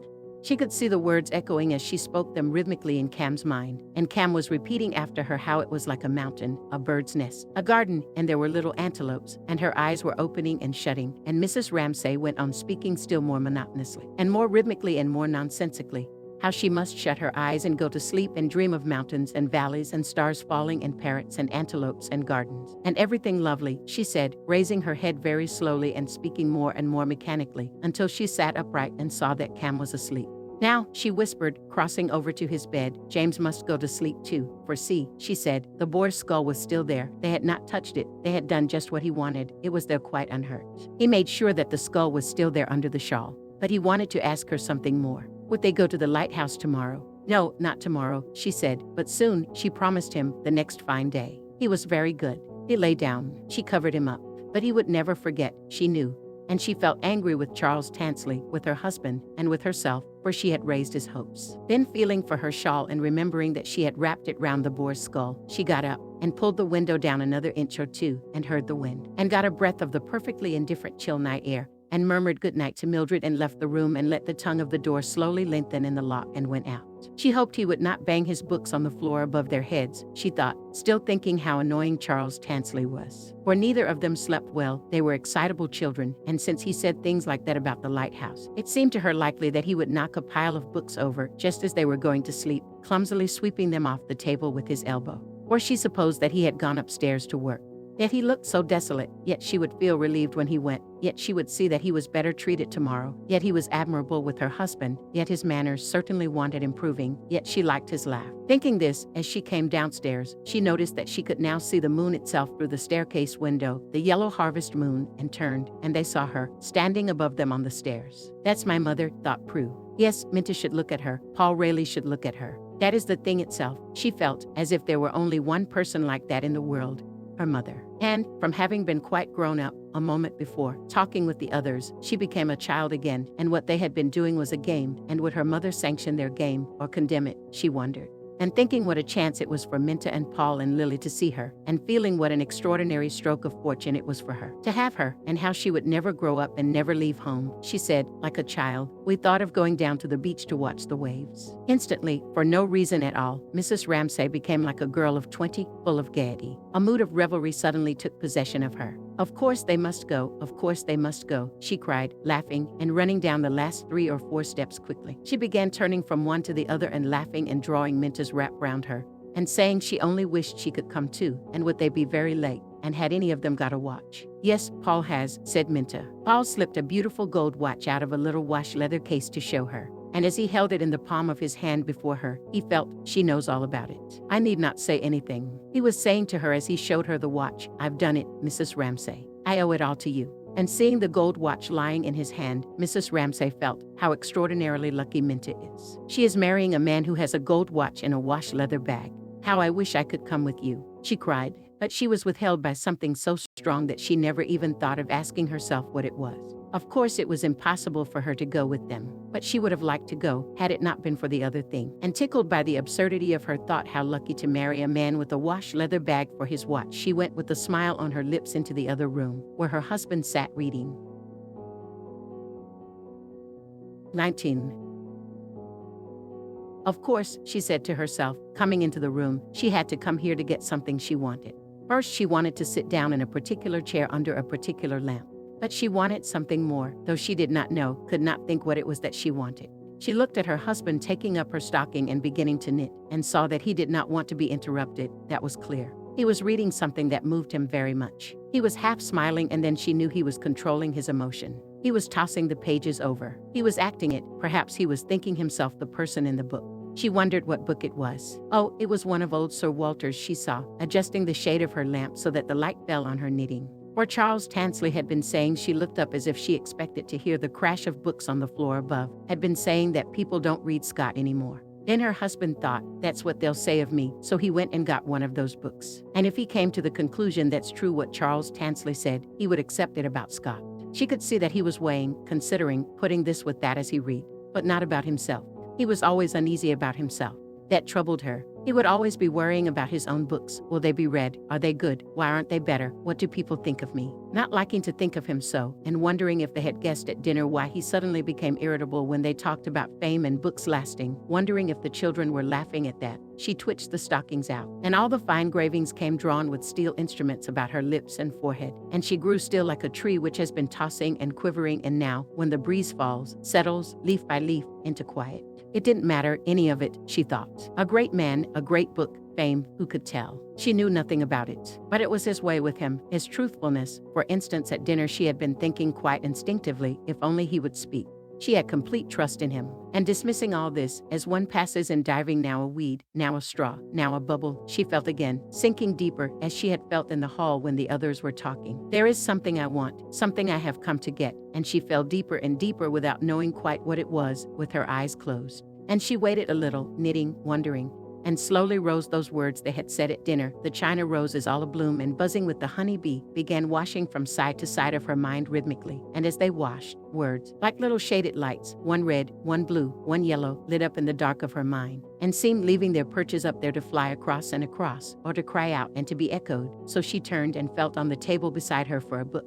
And all the lives we ever lived, and all the lives to be, are full of trees and changing leaves, she murmured, sticking her needles into the stocking. And she opened the book and began reading here and there at random, and as she did so, she felt that she was climbing backwards, upwards, shoving her way up under petals that curved over her, so that she only knew this is white, or this is red. She did not know at first what the words meant at all. Steer, hither steer your winged pines, all beaten mariners. She read and turned the page, swinging herself, zigzagging this way and that, from one line to another as from one branch to another, from one red and white flower to another, until a little sound roused her husband slapping his thigh. Their eyes met for a second, but they did not want to speak to each other. They had nothing to say, but something seemed, nevertheless, to go from him to her. It was the life, it was the power of it, it was the tremendous humor, she knew, that made him slap his thighs. Don't interrupt me, he seemed to be saying. Don't say anything, just sit there. And he went on reading. His lips twitched. It filled him. It fortified him. He clean forgot all the little rubs and digs of the evening, and how it bored him unutterably to sit still while people ate and drank interminably. And his being so irritable with his wife and so touchy and minding when they passed his books over as if they didn't exist at all. But now, he felt, it didn't matter a damn who reached Z if thought ran like an alphabet from A to Z. Somebody would reach it, if not he, then another. This man's strength and sanity, his feeling for straightforward, simple things, these fishermen. The poor old crazed creature in Mucklebackett's cottage made him feel so vigorous, so relieved of something that he felt roused and triumphant and could not choke back his tears. Raising the book a little to hide his face, he let them fall and shook his head from side to side and forgot himself completely, but not one or two reflections about morality, and French novels and English novels and Scott's hands being tied, but his view perhaps being as true as the other view. Forgot his own bothers and failures completely in poor Steenie's drowning and Mucklebackett's sorrow that was Scott at his best, and the astonishing delight and feeling of vigor that it gave him. Well, let them improve upon that, he thought as he finished the chapter. He felt that he had been arguing with somebody and had got the better of him. They could not improve upon that, whatever they might say, and his own position became more secure. The lovers were fiddlesticks, he thought, collecting it all in his mind again. That's fiddlesticks, that's first rate, he thought, putting one thing beside another. But he must read it again. He could not remember the whole shape of the thing. He had to keep his judgment in suspense. So he returned to the other thought. If young men did not care for this, naturally they did not care for him either. One ought not to complain, thought Mr. Ramsay, trying to stifle his desire to complain to his wife that young men did not admire him. But he was determined he would not bother her again. Here he looked at her reading. She looked very peaceful, reading. He liked to think that everyone had taken themselves off and that he and she were alone. The whole of life did not consist in going to bed with a woman, he thought, returning to Scott and Balzac, to the English novel and the French novel. Mrs. Ramsay raised her head and like a person in a light sleep seemed to say that if he wanted her to wake she would, she really would, but otherwise, might she go on sleeping, just a little longer, just a little longer. She was climbing up those branches, this way and that, laying hands on one flower and then another. More praised the deep vermilion in the rose. She read, and so reading she was ascending, she felt, onto the top, onto the summit. How satisfying, how restful. All the odds and ends of the day stuck to this magnet. Her mind felt swept, felt clean. And then there it was, suddenly entire. She held it in her hands, beautiful and reasonable, clear and complete. Here, the sonnet. But she was becoming conscious of her husband looking at her. He was smiling at her, quizzically, as if he were ridiculing her gently for being asleep in broad daylight. But at the same time he was thinking, go on reading. You don't look sad now, he thought. And he wondered what she was reading, and exaggerated her ignorance, her simplicity, for he liked to think that she was not clever, not book-learned at all. He wondered if she understood what she was reading. Probably not, he thought. She was astonishingly beautiful. Her beauty seemed to him, if that were possible, to increase. Yet seemed it winter still, and you away. As with your shadow I with these did play. She finished. Well, she said, echoing his smile dreamily, looking up from her book. As with your shadow I with these did play. She murmured, putting the book on the table. What had happened, she wondered, as she took up her knitting, since she had seen him alone. She remembered dressing, and seeing the moon, Andrew holding his plate too high at dinner, being depressed by something William had said, the birds and the trees, the sofa on the landing, the children being awake, Charles tensely waking them with his books falling, oh, no, that she had invented, and Paul having a wash leather case for his watch. What should she tell him about? They're engaged, she said, beginning to knit, Paul and Minta. So I guessed, he said. There was nothing very much to be said about it. Her mind was still going up and down with the poetry. He was still feeling very vigorous, very forthright, after reading about Steenie's funeral. So they sat silent. Then she became aware that she wanted him to say something. Anything, she thought, going on with her knitting. Anything will do. How nice it would be to marry a man with a wash leather bag for his watch, she said, for that was the sort of joke they had together. He snorted. He felt about this engagement as he always felt about any engagement. The girl is much too good for that young man. Slowly it came into her head, why is it then that one wants people to marry? What was the value, the meaning of things? Every word they said now would be true. Do say something, she thought, wishing only to hear his voice. Or the shadow, the thing folding them in was beginning, she felt, to close round her again. Say anything, she begged, looking at him as if for help. He was silent, swinging the compass on his watch chain to and fro, and thinking of Scott's novels and Balzac's novels. But through the crepuscular walls of their intimacy, for they were drawing together, involuntarily, coming side by side, quite close, she could feel his mind like a raised hand shadowing her mind, and he was beginning. Now that her thoughts took a turn he disliked, towards this pessimism as he called it, to fidget, though he said nothing, raising his hand to his forehead, twisting a lock of hair, letting it fall again. You won't finish that stocking tonight, he said, pointing to her stocking. That was what she wanted, the asperity in his voice reproving her. If he says it's wrong to be pessimistic, probably it is wrong, she thought. The marriage will turn out all right.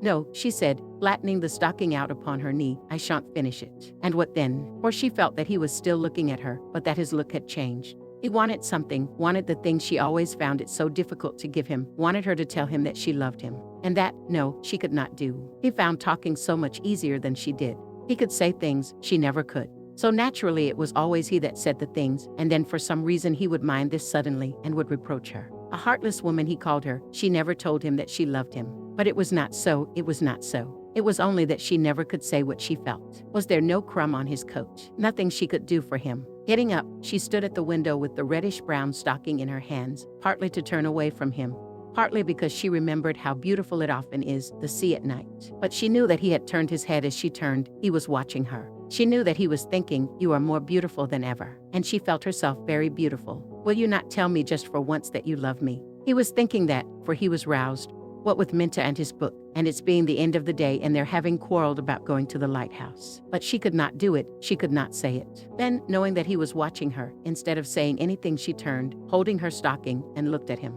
And as she looked at him she began to smile, for though she had not said a word, he knew, of course he knew, that she loved him. He could not deny it. And smiling she looked out of the window and said, thinking to herself, nothing on earth can equal this happiness. Yes, you were right. It's going to be wet tomorrow. You won't be able to go. And she looked at him smiling, for she had triumphed again. She had not said it, yet he knew.